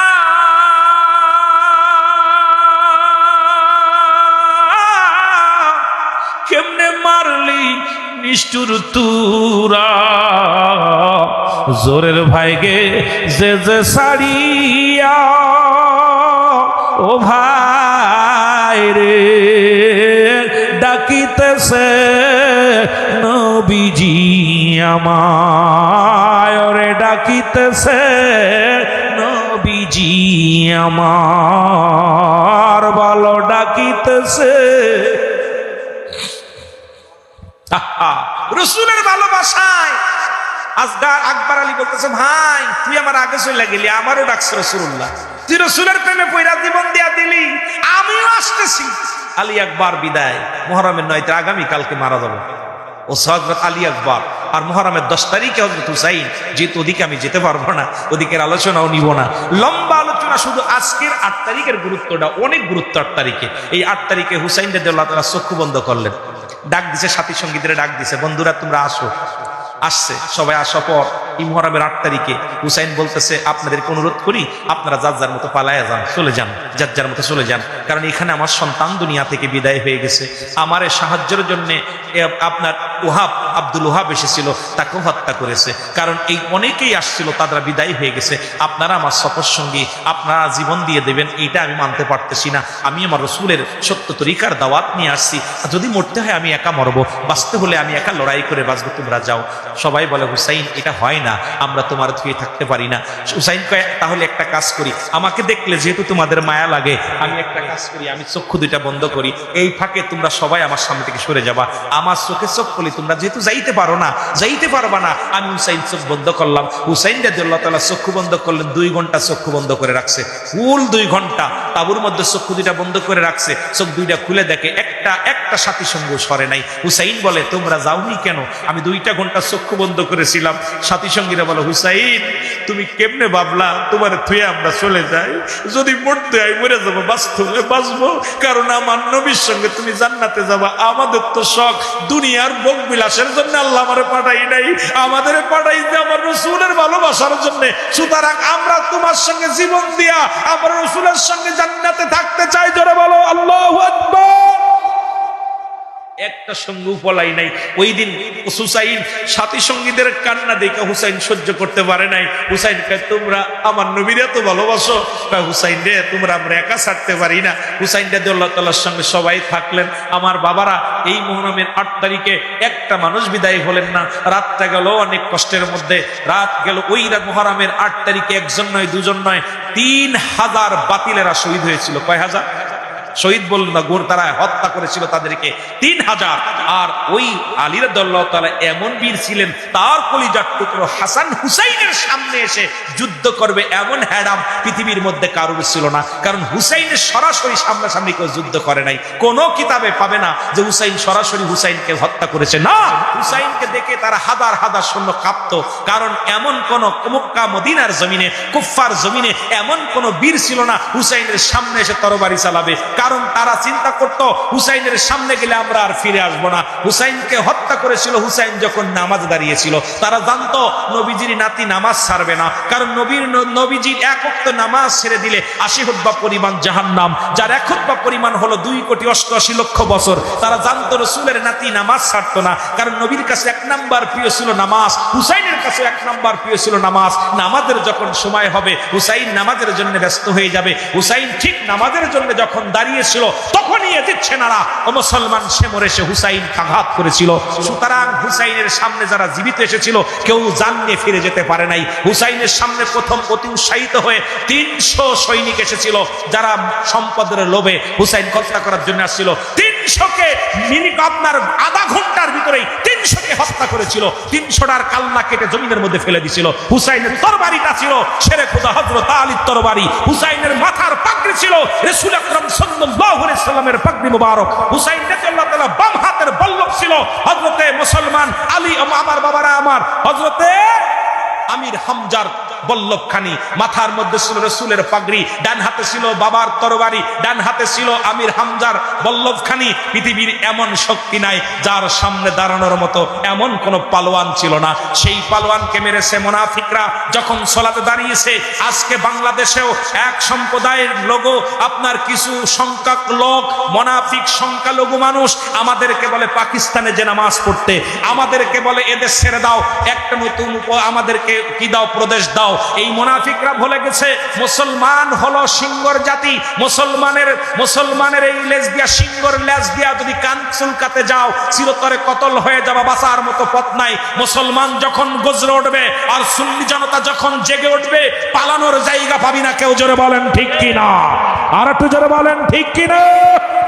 সুতরাং আপনাদের চিন্তা আমি আশ্চর্য হয়ে যায়। এগুলো কথা আমরা তো সুন্নি যারা আমরা প্রতিবাদ করি না, কারণ আমরা আমার রসুলের আদর্শ ধারণ করি বুকে। আমরা আমার রসুলের ভালোবাসা, ওলি আল্লাহদের ভালোবাসা বুকে ধারণ করি। আমরা হাঙ্গামা পছন্দ করি না, মারামারি পছন্দ করি না, হট্টগোল পছন্দ করি না, বোমাবাজি পছন্দ করি না। আমরা চাই ভালোবেসে বুকে নিতে। এখানেও যদি তোমরা আঘাত করতে চাও, এই সুন্নি বসে থাকবে না। আমাদের দুইটা শক্তি, একটা শক্তি আমার আল্লাহ, দ্বিতীয় শক্তি মুহাম্মাদুর রাসূলুল্লাহ সাল্লাল্লাহু আলাইহি ওয়াসাল্লাম। হুসাইনি সৈনিক যখন ময়দানে নামবে পালানোর পথ পাবে না। জোরে বলেন ঠিক কিনা? ঠিক কিনা? একবারের কথা আমার মনে পড়ে গেল হঠাৎ করে। শেরে খোদা হযরত আলী এমন বীর ছিলেন। কাকেরা ইনি কে? পাঞ্জাতনের একজন। কে তিনি? হযরত আলী হযরত ফাতেমার স্বামী, হাসান হুসাইনের আব্বাজান, আমার নবীর জামাতা, ইসলামের 4র্থ খলিফা। কত পাওয়ার! সুবহানাল্লাহ বলেন না? আর একটু জোরে বলেন না? আমার বাবা, আরব প্রান্তরে সব যুদ্ধ শুরু হয়ে গেল। মুসলমানেরা সবাই বলা বলি করলো, কাফেররা, যে নবীজির 4র্থ খলিফা শেরে খোদা হযরত আলী এ এমন পালোয়ান, এর সামনে যে কেউ ফিরে আসতে পারে না। কথা বুঝেননি? ফিরে আসতে পারে না। রসুলের তো মারবি, রসুলের জামাই ছোট্টার অবস্থা খুব ভয়ঙ্কর। সুবহানাল্লাহ বলেন না? আস্তে কবেন না জোরে কবেন? রসুলের জামাই, রসুলের সাহাবীর এক একটা সিংহ, যে সিংহগুলো তাদের সঙ্গে যুদ্ধ করা সম্ভব না। তা ওই এলাকার একজন পণ্ডিত, ওই এলাকার একজন বিশাল ক্ষমতাশীল একজন মস্তান ব্যাগ গোত্রের লিডার, নেতা, উনি যখন শুনতে পাইল মুসলমানদের ভিতরে এক বিশাল সিংহ পুরুষ আসছে, যার নাম শেরে খোদা হযরত আলী, তার সঙ্গে নাকি কেউ লড়াই করে পারে না, তার সঙ্গে কেউ জিহাদ করে পারে না, একে যদি মারতে না পারি মুহাম্মদকে চিরতরে বিদায় করা সম্ভব না।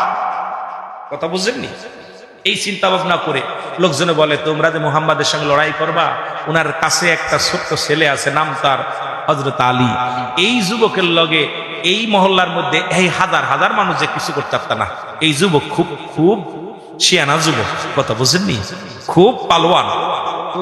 উনি মাতবার কি করলেন, ওই মহল্লার মাতবার মুনাফিক কাফের উনি একটা দাওয়াত দিলেন, পুরো মক্কা মদিনার জমিনে সবাইকে দাওয়াত দিলেন যে আমি কুস্তির আয়োজন করলেন, তোমরা শোনো, যে ব্যক্তি কুস্তি ধরে জয়লাভ করবে তাকে উপযুক্ত পুরস্কার দিব, আমার সুন্দরী মেয়ে তার লগে বিয়া দিব।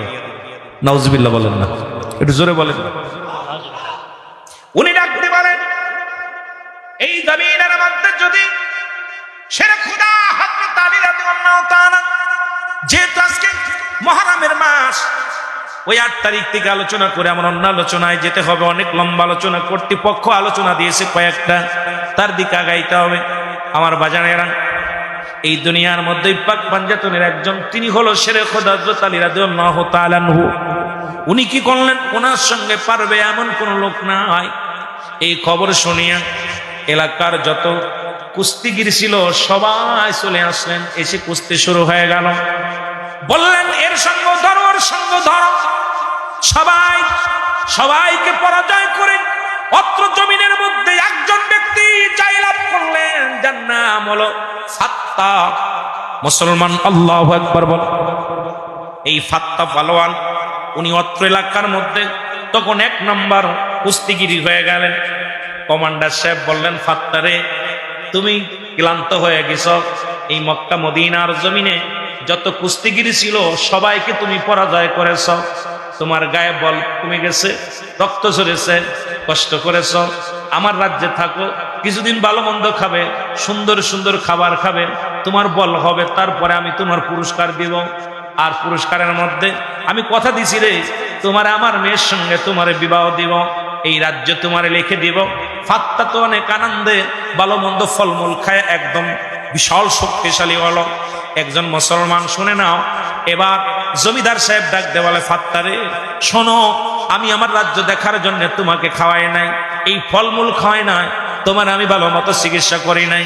শুনে রাখো, মক্কা মদিনার জমিনে নাকি এক বিশাল কুস্তিগির রয়েছে, যিনি মুসলমানদের বড় নেতা, মুসলমানদের মতো মুসলমানদের মধ্যে বিশাল একজন নেতা, যার সামনে যাইয়া যুদ্ধ করার মতো হেডাম কারণ নাই মক্কা মদিনায়, যারে দেখলে মানুষ থরথর করে কাঁপে, যার নাম শুনলে মানুষ থরথর করে কেঁপে গা দিয়ে ঘাম ঝরে।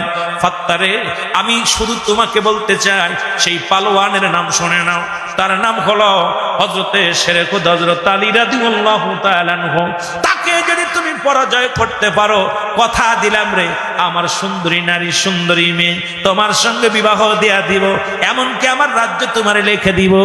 তোমার কাছে একটা মাত্র দাবি, আমি চাই মুসলমানদের পরাজয়, কারণ মুসলমানরা বিজয় যখন হয়ে যায় আমার কষ্ট হয়, কষ্ট লাগে। সুতরাং ওই আদিকাল থেকে শুরু করে মুসলমানরা বিজয় হোক, মুসলমানরা নেতৃত্ব দিক, মুসলমানরা স্লোগান দিক, অমুসলিমেরা কখনো চায় না। ও যুবক বন্ধুরা শুনে নাও, শুনে নাও, আজকে যারা ভারতের দালালি করো, আজকে যারা শুনে নাও, তারা কোনদিন মুসলমানদের ভালো চায় না, মুসলমানদের মঙ্গল চায় না। কোন মুসলিম মুসলমান শান্তিতে থাকুক, মুসলমান বীরের জাতি বাতানত করে না, এটা তারা ভালোই জানে। এই জন্য মুসলমান জাতি যখন মাথা উঁচু করে দাঁড়ায়, তারা চায় এটাকে চিরতরে বিদায় করে দিতে। জোরে বলেন ঠিক কিনা? ওই চৈতালি এক ভণ্ড নারী, যিনি যার নাম ভারতের এজেন্ট দালাল, এমন পৃথিবীর বাংলা যেখানে 95% মুসলমানের রাষ্ট্র, এখানে দাঁড়ায়া মুসলমানদের বিরোধিতা করে, এত বড় সাহস তোমার হয়ে পারে নাই। কারণ মুসলমানরা যদি একটু থুতু ফেলে, তোমার যার জায়গা নাই, পালানোর জায়গা নাই। কারণ মুসলমান এই জাতি তো আঘাত করে না, আক্রমণ হলে, যখন আক্রমণ করে, আক্রান্ত হলে আক্রমণ করে। সুতরাং যখন আক্রান্ত হয়ে যাবে, যখন প্রতিহাত করবে, পালানোর মতো সুযোগ তোমরা পাবে না। জোরে বলেন ঠিক কিনা? বন্ধুগণ আমার, শোনা নাও, এবার ফাত্তা তার দলবল নিয়ে যুবক রওনা দিল হযরত আলীর সঙ্গে যুদ্ধ করার জন্য। আলীকে পরাজয় করে লেগারের মেয়ে বিয়ে করবে, সম্পদ পাবে, ক্ষমতা পাবে, এই চিন্তা তার মাথার মধ্যে রওনা হয়ে গেল। যাইতে যাইতে দেখে মসজিদের পাশে একটা যুবক দাঁড়ায় আছে। ডাকতে বলে, যুবক রে, ও যুবক শুনে যাও। যুবক বলে, আপনারা কারা? আমরা আসি ওখান থেকে, শুনে নাও। তোমরা আলীর খবর বলতে পারোনি, তোমাদের কাছে জনি বলে, যুবক ছেলে রে, তোমরা কি আলীর খবর দিতে পারবা? আলীর খবর জানো? যুবক ডাকতে বলে, বাবারা তোমরা কারা? বলে আমার নাম ফাত্তা, আমি হলাম এই পৃথিবীর সবচেয়ে কুস্তিবীর, আমার সাথে কুস্তি ধরে কেউ পারে না। আমি এসেছি আলীর সঙ্গে যুদ্ধ কুস্তি ধরার জন্য। কয় আলী কি জানে? কয় না, আলী জানে না। তবে আলীর সঙ্গে কেন তোমরা কুস্তি ধরতে আসছো? শুনলাম আলী নাকি অত্র পৃথিবীর মধ্যে শ্রেষ্ঠ কুস্তিগীর, তার সঙ্গে লড়াই করার জন্য আমি আসছি। বলে তুমি কি আলীকে দেখছো? বলে না। তুমি কি আলীর নাম শুনছো? কয় শুনছি। আলীর সঙ্গে কথা বলেছো? কয় না। আলীর চেহারা দেখছো? কয় না। আলীর সঙ্গে চেহারা দেখো না, আলীর শোনো না, তাহলে তার সঙ্গে কেন তোমাদের এত বিরোধ? তার সঙ্গে কেন ঝামেলা? ফাত্তা বলে শোনে নাও, একটা মাত্র ঝামেলা, সে নাকি নতুন কালেমার দাওয়াত নিয়ে পথে পথে ময়দানে বাইর হয়ে গেছে, রসুলের অনুসরণ করে গোটা পৃথিবীর মুসলিমদেরকে ঈমান আনায়ের দাওয়াত দিতেছে। সুতরাং আমাকে পাঠিয়েছে, যদি আমি তাকে পরাজয় করতে পারি আমি মোটা অঙ্কের সম্পদ পাবো, পুরস্কার পাবো, এমনকি তার ওই জমিদারের মেয়েকে বিয়ে করব, এই বড় আশা নিয়ে আসি। তাই তুমি যাচ্ছ জমিদারের মেয়েকে বিয়ে করার জন্য, সম্পদ পাওয়ার জন্য। তুমি কি ওই লোকটারে চেনো? কয় জীবনেও তারে দেখি নাই, তারা জানি না। কয় শোনো, তাহলে আমার একটা কথা শোনো, যেহেতু তুমি আলীকে চেনো না, তুমি যেহেতু আলীকে চেনো না, আলীকে দেখো নাই, আলীর সঙ্গে কোনোদিন কথা বলো না, তোমার কাছে একটা মাত্র কথা বলি, আগে আমার সঙ্গে লড়াই করো। যদি আমার সঙ্গে লড়াই করে পারো তাহলে আমি আলীর ঠিকানা দিব, কারণ আমি ছাড়া এই মক্কা মদিনার জমিনে আলীর খবর আর কেউ জানে না।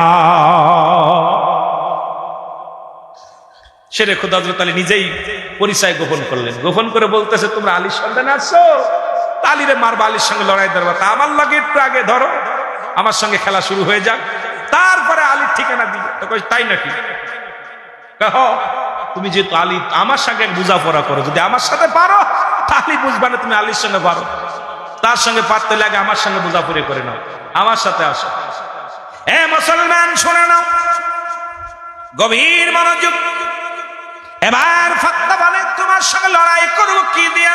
তোমার তো হাতে কিছু নাই, তোমার কাছে না আছে তরবারি, না আছে ঢাল, না আছে কোনো অস্ত্র, তোমার সঙ্গে কি লয়া যুদ্ধ করবো?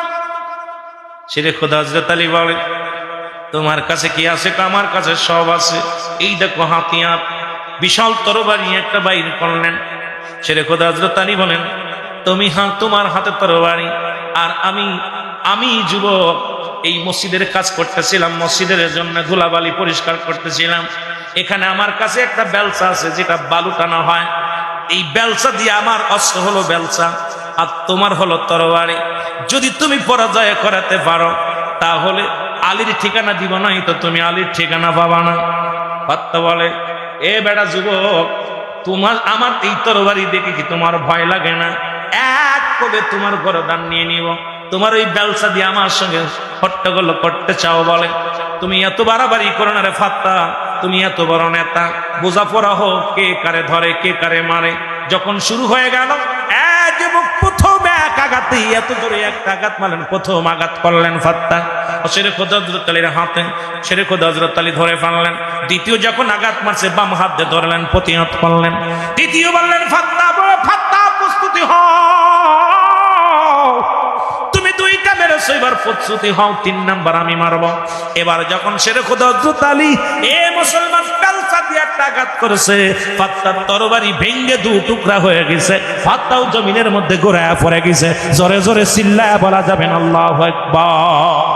ফাত্তা পালোয়ান থরথর করে কাঁপে আর কয়, যুবক এ কি দেখাইলা তুমি? আমি মক্কা মদিনার এই মহা প্রান্তরে আমার মতো বীর আর কেউ নাই, তুমি আমার তরবারি এক আঘাতে ভেঙে ফেললে, আমাকে জমিনের মধ্যে শোয়া দিলা। কয়বার তুমি? তাহলে একটা কাজ করো, বেলচা যদি তোমার কাছে বেশি অস্ত্র যদি পছন্দ হয় তাহলে তুমি বেলচা ধরো, আমার এবার তো ওই ভাঙ্গা তরবারিটা দাও। শেরে খোদা হযরত আলী ভাঙ্গা তরবারিটার হাতল ধরলেন, আর ফাত্তা বিশাল বড় একটা বেলচা ধরলেন। যুদ্ধ শুরু হয়ে গেল। শেরে খোদা হযরত আলীর গায়ের মধ্যে একাধিক আঘাত করলেন, একটা আঘাত লাগাতে পারে না। এবার হযরত আলী কয়, ও ফাত্তা, এবার তুমি প্রস্তুতি হও, তুমি অনেক করেছো, এবার প্রতিশোধ নাও। যখন একটা আঘাত করেছে সঙ্গে সঙ্গে জমিনের মধ্যে লুটায় পড়েছে, বাম হাত দিয়ে একটা থাপ্পড় মেরেছে ফাত্তার গালে। ফাত্তা 100 হাত ছুটে যাইয়া জমিনের মধ্যে দরফর দরফর করা শুরু করেছে। ফাত্তার বুকের উপরে পা দিয়া হযরত আলী ডাকতে বলে, ওই বেটা শোন, তুমি এসেছো শেরে খোদা হযরত আলীর সন্ধান নিতে, আমার সঙ্গে তো পারলা না। কই বাইরে আমার মন বলে রে তুমি আর কেউ নয়, তুমি মনে হয় শেরে খোদা হযরত আলী। কারণ আমার জানা মতে এমন পালোয়ান আমার এই মক্কা মদিনার জমিনে নাই, তোমার পরিচয় এটা দাও। শেরে খোদা হযরত আলী বলে, শোন, আমি নবীর সৈনিক, আমি নবীর সৈনিক, নবীর মহব্বতের আশিকের সৈনিক। এই ফাত্তা শোন, আমি হলাম শেরে খোদা হযরত আলী রাদিয়াল্লাহু তাআলা। সঙ্গে সঙ্গে ফাত্তা কালেমা পড়ে নেয়। ফাত্তা বলে, শেরে খোদা আলী রে, আর একটা মিনিট নয়, কারণ তোমার দেহে মনে হয় আমার একটা বাহুর বল তোমার দেহের মধ্যে নাই, তোমার ইমানি বল, তোমার মদিনাওয়ালা কামলিওয়ালার শক্তি, রাসূলুল্লাহর নেকটাজ্য শক্তি তোমার পরে থাকার কারণে তোমার কাছে আমি পাত্তা পাই নাই। সুতরাং আর দেরি নয়, আর সময় নাই। আমি পাত্তা পালোয়ান কালেমা পড়ে মুসলমান হয়ে যেতে চাই।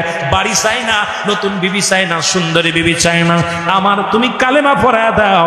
সঙ্গে সঙ্গে কালেমা পড়ায় দিছে, লা ইলাহা ইল্লাল্লাহু মুহাম্মাদুর রাসূলুল্লাহ সাল্লাল্লাহু আলাইহি ওয়াসাল্লাম। মহব্বতের সঙ্গে দুরূদ শরীফ পড়ুন, আল্লাহুম্মা সাল্লি আলা আর নবিয়ানা শাফিয়ানা নবিয়ানা। আদম যখন মাটি পানি মর নবীজি খোদা রাসূল, আদম যখন মাটি পানি মর নবীজি খোদা রাসূল। তার উপরে পড়েন দুরুদ, তার উপরে পড়েন দুরুদ, আল্লাহ ফেরেশতা কুল। আল্লাহুম্মা সাল্লি আলা জোরে নবিয়ানা শাফিয়ানা নবিয়ানা। আকাশ পয়দা জমিন পয়দা নূরে পয়দা মোহাম্মদ, আকাশ পয়দা জমিন পয়দা নূরে পয়দা মোহাম্মদ।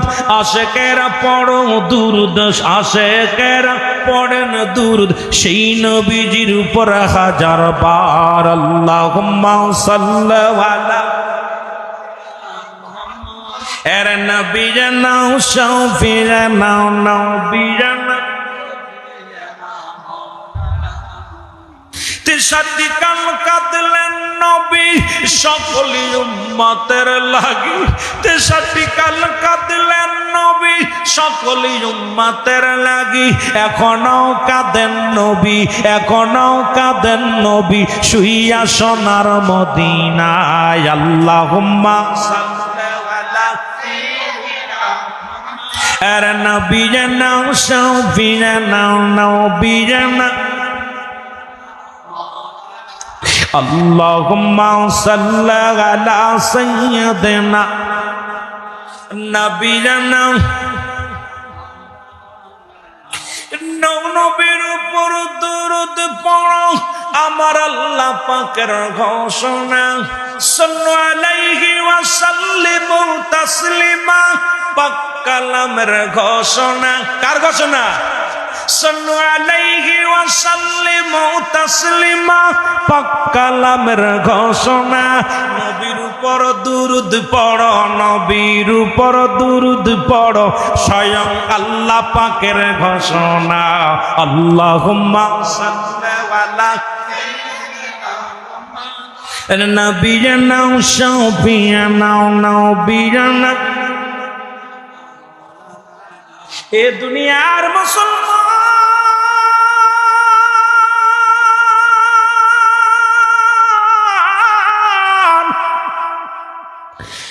হযরত আলী মসজিদের কিনারে দাঁড়াইয়া দাঁড়াইয়া দাঁড়াইয়া দাঁড়াইয়া নবীর প্রেমের দরুদ পড়ে, নবীর প্রেমের গান গায়। এই দৃশ্য দেখতেই লাগলেন আবু জেহেলে। কি দেখলেন? জোরে বলেন কি? আবু জেহেলে। শেরে খোদা হযরত আলী ওই জায়গা মসজিদের পাশে দাঁড়ায় আছে, যেমন আপনাদের মসজিদ। মসজিদের যায় শেরে খোদা হযরত আলী নিজেই পরিষ্কার করতেন, ময়লাগুলো পরিষ্কার করতেন। মুসলমান ওযুখানা পরিষ্কার করতেন। গো মুসলমান, এই জায়গা দাঁড়িয়ে মসজিদের ময়লাগুলো ঝাড়ু দিতেন, মসজিদটাকে অত্যন্ত মহব্বত করতেন। এইটা দেখতেছিলেন, কে দেখে? মুসলমান আবু জেহেলের নজরে পড়ে গেল। এমন সময় আবু জেহেলের কাছে এক ভিক্ষুক আসিয়া, খুব খেয়াল করবেন, সাহাবীদের জীবনী নিয়ে আলোচনা হচ্ছে, মুসলমান শুনে নাও, মুহররমের আলোচনা। এই যে সেই মুহররমের আলোচনার মধ্যে আমার নবীর আহলে বায়াত থাকবেই, কারণ এই মাসটা তো নবীর আহলে বায়াতের আলোচনা, অন্যদিকে নয়। সেই আলোচনাটাই খেয়াল রাখার দরকার। আমার বন্ধুগণ, আমার শেরে খোদা হযরত আলী যখন দাঁড়ায় আছে, এই দৃশ্য দেখিয়া এক ভিক্ষুক আসলেন কার কাছে? আবু জেহেলের কাছে। আবু জেহেলকে ডাকতে বলে, আবু জেহেল রে, তুমি নাকি কুরাইশ বংশের নেতা, তুমি কাফেরদের সরদার, তো আমি তোমার কাছে হাত ছাড়লাম, হাত পাতলাম, আমাকে কিছু ভিক্ষা দাও, সাহায্য দাও, যা দিয়ে আমার সন্তানদেরকে, ছেলে মেয়েদেরকে আমি খাওয়াই। বড় দুঃখী মানুষ। আবু জেহেল চিন্তা করে, মুসলমানদেরকে বেইজ্জতি করতে হবে, মুহাম্মাদের ধর্মটাকে ছোট করতে হবে, মুহাম্মাদের তরিকাকে যদি ছোট করা যায় তাহলে আমি বড় শান্তি পাই। কারণ আবু জেহেল যত মুহাম্মাদকে কষ্ট দেয়, মুসলমানদের কষ্ট দেয়, ততই আবু জেহেলের কলিজায় শান্তি পায়। ওই মুসলমান ডোনাল্ড ট্রাম্প যত মুসলমানরা কষ্ট পায় তত শান্তি পায়। মুসলমান নরেন্দ্র মোদী, এই বদমাইশটা মুসলমান কাফেরদের সরদার, এই মোদী যখন মুসলমান কষ্ট পায়, মুসলমানের মসজিদগুলো ভাঙ্গে, ও কষ্ট পায় না, আনন্দ পায়। আমার বাবারা, আমার বন্ধুরা, আমার ভারতের মসজিদগুলো গুড়িয়ে দেয়, মোদী সরকার বসে বসে আনন্দ উৎসব করে। আবার আর একটা বড় শয়তান, ইবলিস শয়তান, বাবা ওই না, আর এক শয়তান হইছে অন্য রাজ্যের মুখ্যমন্ত্রী। এই বদমাইশটা হলো কাফেরদের আর এক সর্দার পৃথিবীর মধ্যে। শুনে নাও, যতই সর্দারগিরি করো, আমার রসুলের কথা শুনে নাও। আমার নবীজি বলছে, কিয়ামতের আগে কাশ্মীর মুসলমানদের দখলে আসবে। নবীজির আর একটা কথা শুনলে চট্টগ্রামের মানুষ খুশি হয়ে যাবেন।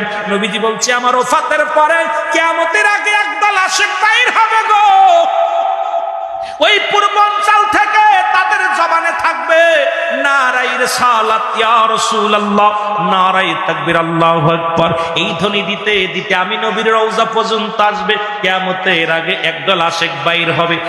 আমি গুনাহগার, আমি রুহুল আমিন সিদ্দিকীর এই ছোট জ্ঞান দ্বারা যেটুকু বুঝলাম, বাংলাদেশের পরে আর কোনো মুসলিম কান্ট্রি নাই। সুতরাং পূর্ব দেশ বলতে বাংলাদেশটাই বুঝায়। এই বাংলাদেশ থেকে, আর বাংলাদেশের পূর্বাঞ্চলের মানুষ হলো চট্টগ্রামের মানুষ, খাগড়াছড়ির মানুষ। এই চট্টগ্রাম থেকেই আশিকে রাসূল কাফেলা করে বাইর হবে।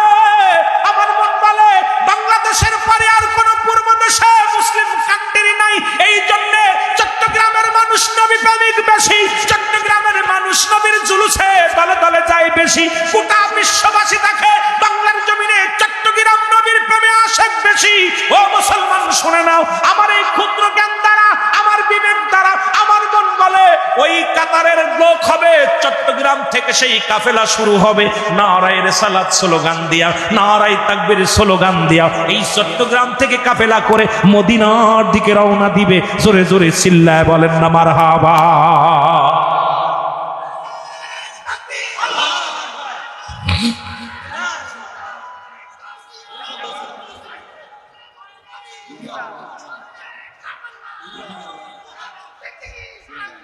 যেহেতু সোয়াদ সামনে আসতেছে আমাদের জন্য, কোথায় আহা জশ্নে জুলুস সামনে আসবে, রাসূলের আগমন।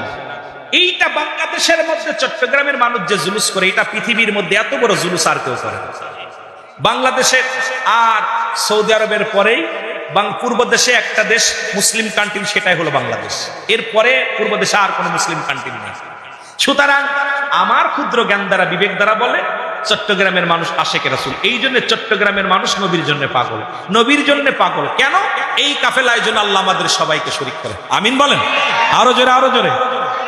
শুভ সংবাদ দিয়ে গেলাম চট্টগ্রামবাসীরে, এই কপাল কজনের আছে? এই কপাল কজনের আছে আপনারা জানেন? চট্টগ্রাম শহরটা একাধিক খণ্ড হয়ে আছে। এই শহরটা ভূমিকম্প, মানে ভিতরটা ফাইটার হয়েছে কয়েকটা খণ্ড। একাধিক যত বৈজ্ঞানিক আছে তারা বলছে যে কোনো মুহূর্তে সাগর হয়ে যাবে। কিন্তু এই জমিনের মধ্যে অসংখ্য আল্লাহর ওলিদের আগমনে, এই অসংখ্য আওলাদের রাসূলদের আগমনে এই জমিনের কোনো ক্ষতি হবে না। কারণ আওলাদের রাসূলের পাক কদম মুবারক চট্টগ্রামের জমিনে পড়েছে। জোরে বলেন ঠিক কিনা, আরো জোরে বলেন ঠিক কিনা। বুঝার শক্তি এখন এই পাগলদের হয় নাই। এই জন্যে এই জ্ঞান অর্জন করতে লাগলে তাসাউফপন্থী হতে হবে। তাসাউফের জ্ঞান যখন অর্জন করবেন তখন আপনার ভিতর, আপনার বিবেক, আপনার মন, আপনার অন্তর বলে দিবে এই ওলি আল্লাহদের শান, নবীদের শান, সাহাবীদের শান। তাছাড়া আপনি বুঝতে পারবেন না। আমার বাবারা, চট্টগ্রামের মানুষগুলো খুব দামি মানুষ, এই মানুষগুলো অনেক দামি মানুষ। আমরা যারা বুঝি, আমার ওই পূর্ব আমার অঞ্চলে যাবেন, উত্তরবঙ্গে যাবেন, সুন্নি কারো এটা বোঝেই না বাবা, কারা বোঝেই না। আমারই তো নিজের সব সারা বোঝে না। সুতরাং যদি বুঝতে হয়, নবীর আশেকদের দেখতে হয়, চট্টগ্রামে আইও। জোরে বলেন ঠিক কিনা, আরো জোরে বলেন ঠিক কিনা। আল্লাহ কবুল করে, জোরে বলেন আমিন। আবার এই চট্টগ্রামে আবার আবু জেহেলের খালাতো ভাইরাও আছে, জোরে বলেন ঠিক কিনা, আছে না? দাড়ি টুপি জুব্বা পাগড়ি আছে, নবীর শান শুনলে কষ্ট পায়, এই খালাতো ভাইরাও আছে, জোরে বলেন ঠিক কিনা। যেখানে আবু জেহেল সেখানে রাসূল, রাসূলের আশেকও আছে, নবীর খালাতো ভাইরা ওই আবু জেহেলের খালাতো ভাইরাও আছে। কথা বলেন ঠিক কিনা। আবু বকরের লোকও আছে, আবার আপনার কাল রেজিদের লোকও আছে, জোরে বলেন ঠিক কিনা, ঠিক কিনা। এই জন্য বাবা সব আছে, আলো আছে, অন্ধকারও আছে, শেষ নেই। এর ভিতর থেকে আমরা আশিক রাসূল হইয়া রাসূলের প্রেমের মালা গলায় নিয়ে মরতে চাই, জোরে বলেন ঠিক কিনা, আরো জোরে বলেন ঠিক কিনা। মুহাব্বতে দুরূদ শরীফ আল্লাহুম্মা সাল্লাম আলা সাইয়্যিদিনা আরে নবী জানা শাফি জানা নবী জানা। উড়ে যাও রে রাতের হাওয়া, যাও রে উড়ে মদিনায়, উড়ে যাও রে রাতের হাওয়া, যাও রে উড়ে মদিনায়। এ গোলামের সালাম খানি, এই গোলামের সালাম খানি পৌঁছাই দিও যায়। আল্লাহুম্মা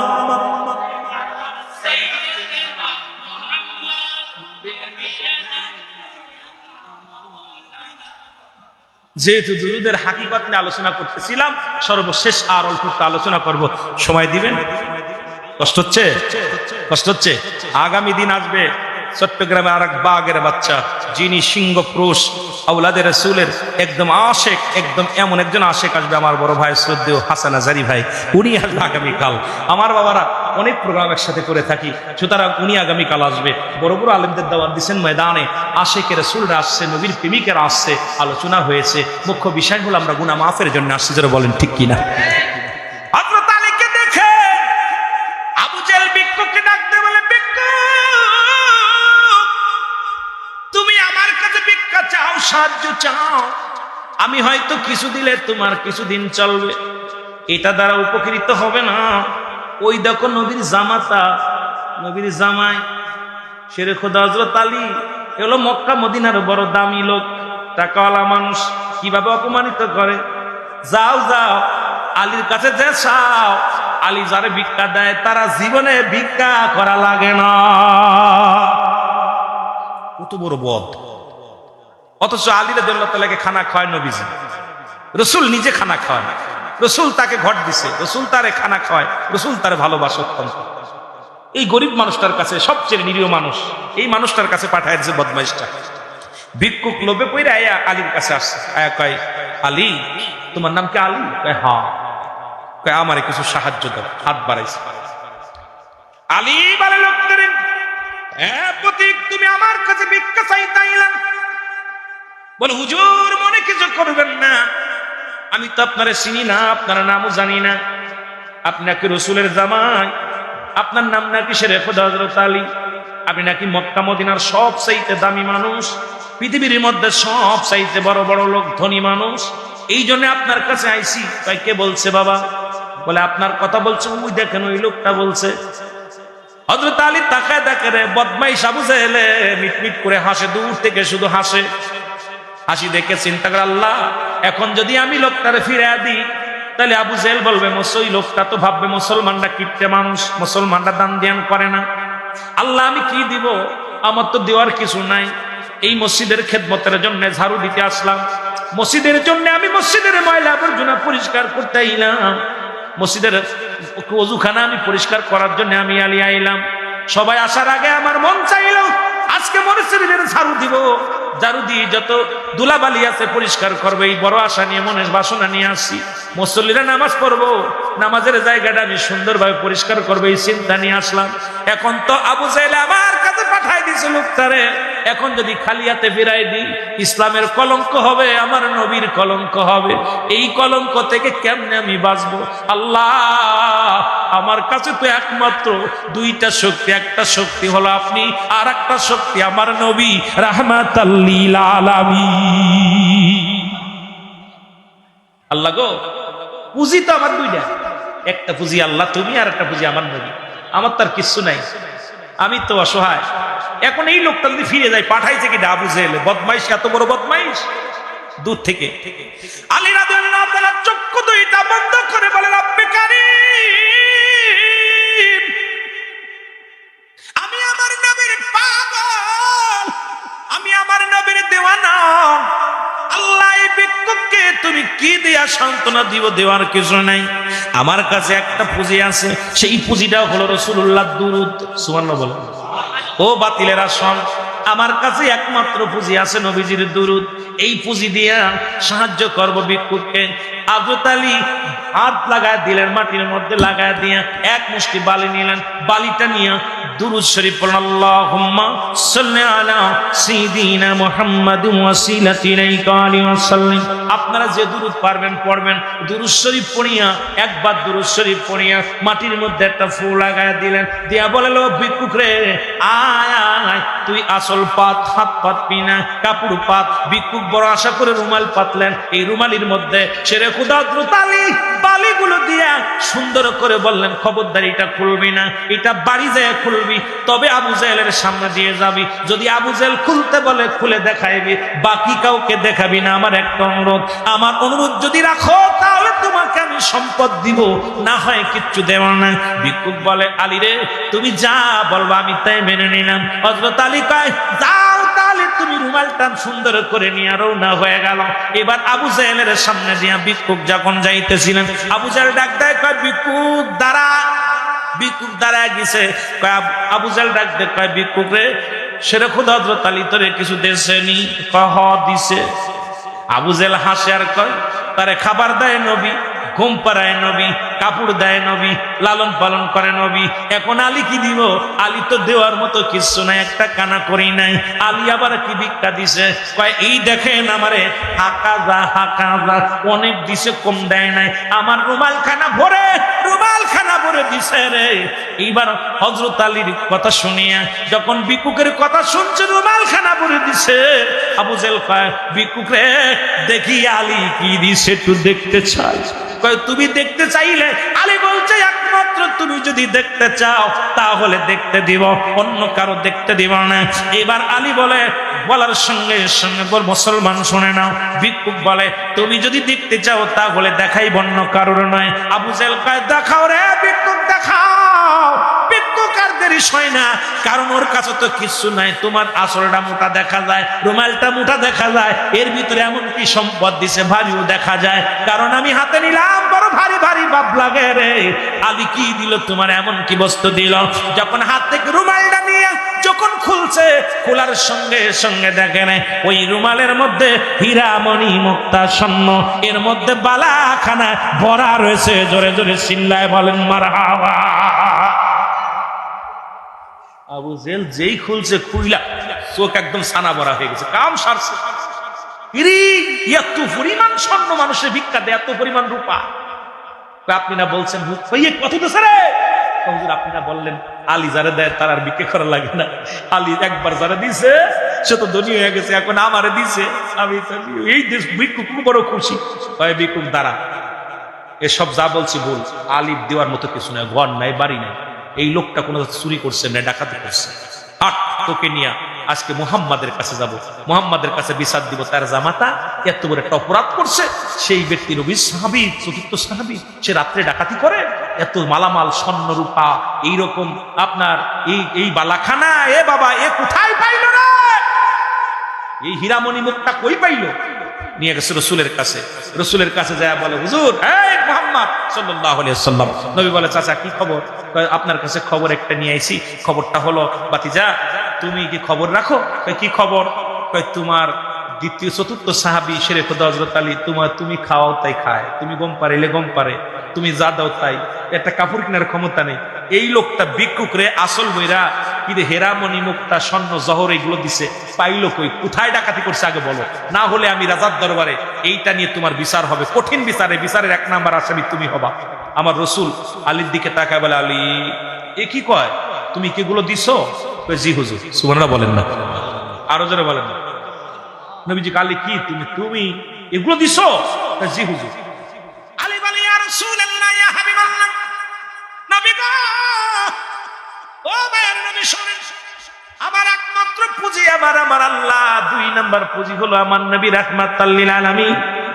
আমার বলতে কিছু নয়, আমি আলী বড় আশা ছিল আজকে মসজিদের ঝাড়ু দিব, ময়লাগুলো পরিষ্কার করব, ওই মসজিদে মুসল্লিরা নামাজ আদায় করবে, ওই মসজিদে আসবে, মসজিদের ওযুখানাগুলো আমি ধুইয়া পরিষ্কার করতেছিলাম একটু নেকির আশায়, ভালোবাসার জন্য, ইসলামের জন্য। ইয়া রাসূলুল্লাহ, আমি মসজিদে যখন গেছি, খোদার কসম করে বলি, আমি কানা করে নিয়ে যাই নাই, কোনো স্বর্ণ নিই নাই, কোনো হীরামণি মুক্তা নিই নাই। হুজুর, ইয়া রাসূলুল্লাহ, ইয়া হাবিবাল্লাহ, আমি কোথায় পাবো এই সম্পদ? ইয়া রাসূলুল্লাহ, আমিও চিন্তায় আছি। নবী বলে, আলী রে, কি ঘটনা ঘটেছে আগে আমারে বলো। আলী বলে, ইয়া রাসূলুল্লাহ, ইয়া হাবিবাল্লাহ, নবী গো, আমি যখন ওই মসজিদের খেদমত করতেছিলাম, দেখি ওই ভিক্ষুকটা ওই আবু জেহেলের কাছে দাঁড়ায় আছে। আমি একবার দেখলাম লোকটা দাঁড়ায় দাঁড়ায় গল্প করে, কিছুক্ষণ পরেই দেখি ভিক্ষুকায় আমার কাছে হাঁক মারলো, এ মুহাম্মাদের অনুসারী, আমাকে সাহায্য দাও। তুমি নাকি সাহায্য দিলে জীবনে আর কারোর কোনোদিন হাত পাতা লাগে না, এই হাত ছাড়িয়ে আমার কাছে যখন সাহায্য চাইলো, নবী গো, দূর থেকে দেখি আবু জেহেল আমার দিকে তাকায় তাকায় মিষ্টি মিষ্টি হাসতেছে। আমি বড় লজ্জা পড়ে গেলাম। ইয়া রাসূলুল্লাহ, ইয়া হাবিবাল্লাহ, নবী গো,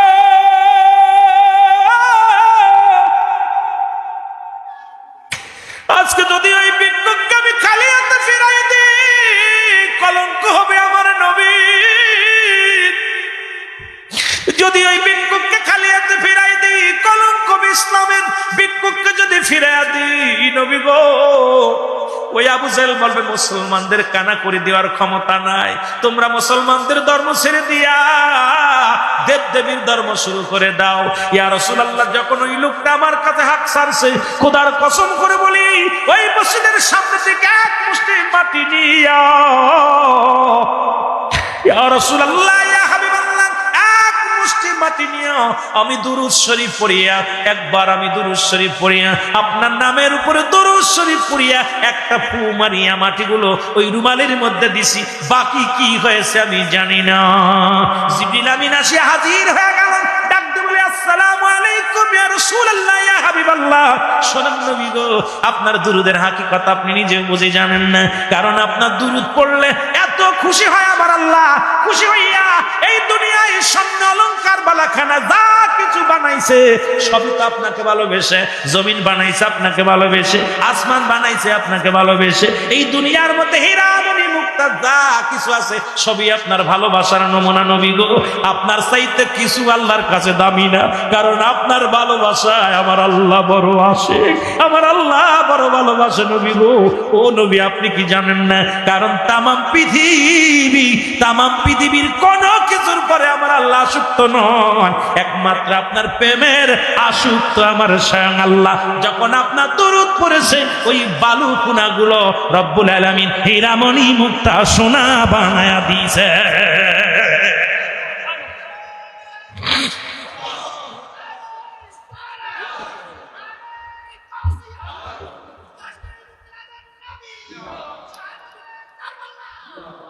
সুতরাং আমি দুরুদের কথা নিয়ে আলোচনা শুরু করেছিলাম, যদিও কারবালার আলোচনার মধ্যে আছে, পাক পাঞ্জাতনকে নিয়ে আসি, পাক পাঞ্জাতন নিয়ে আসি। রাসূলের দুরুদের এত দাম, আল্লাহ নিজে কিন্না নিচ্ছিন্নাল্লাহ, আমি আল্লাহ সাল্লাল্লাহু আলাইহি পড়ো আর পড়ো কার উপরে? আল্লাহর নবী আমার নবীর উপরে। ইয়া আইয়ুহাল্লাযীনা আমানু, আল্লাহ তো বলতে ইয়া আইয়ুহান নাস, আল্লাহ নাস বলে না, মানুষে ডাক দেন নাই, আল্লাহ বলে ইমানদার বিশ্বাসীরা সাল্লু আলাইহি ওয়া সাল্লিমু তাসলিমা, দুরূদ ও সালাম পাঠ করো আমার নবীর উপরে। কেমনে পড়ো? তাসলিমান পড়ো, তাগিদ দিছে পড়ার জন্য, তাজিমান সম্মানের সঙ্গে। রাসূলুল্লাহ দুরূদ যখন পড়ে আল্লাহ এত খুশি হয়, ধুলাবালিকে হীরামণি মুক্তা বানায় দেয়। সুবহানাল্লাহ। সেই দুরূদ শরীফ আমরা পড়ি, বাতিলের একটা আমরা বেদাত করেছি। ওরে বেটা হন, এই নবীর ভালোবাসা কেমনে বুঝবি? এই নবীর ভালোবাসা যেদিন বুঝবি সেদিন নবী নবী কয়া পাগল হয়ে যাবি। জোরে বলেন ঠিক কিনা, আরো জোরে বলেন ঠিক কিনা। সুতরাং বাজান, আগামী দিন পরশু 2 দিন মাহফিল আছে, আপনাদেরকে 12টা পার হয়ে গেছে। আমি আর কষ্ট দিতে চাই না, কারণ আপনাদের আবার আজকে যারা দিন মজুরি মানুষ আগামী দিন বসবেন, এক একটা ফুলের এক একটা গ্রাম। এই ময়দানে অনেক বক্তা এসেছে, যারা আলোচনা করবে এক এক রকম বক্তা আসবে, এক এক রকম আলোচনা হবে। সবাই প্রাণ খুলে শুনবেন।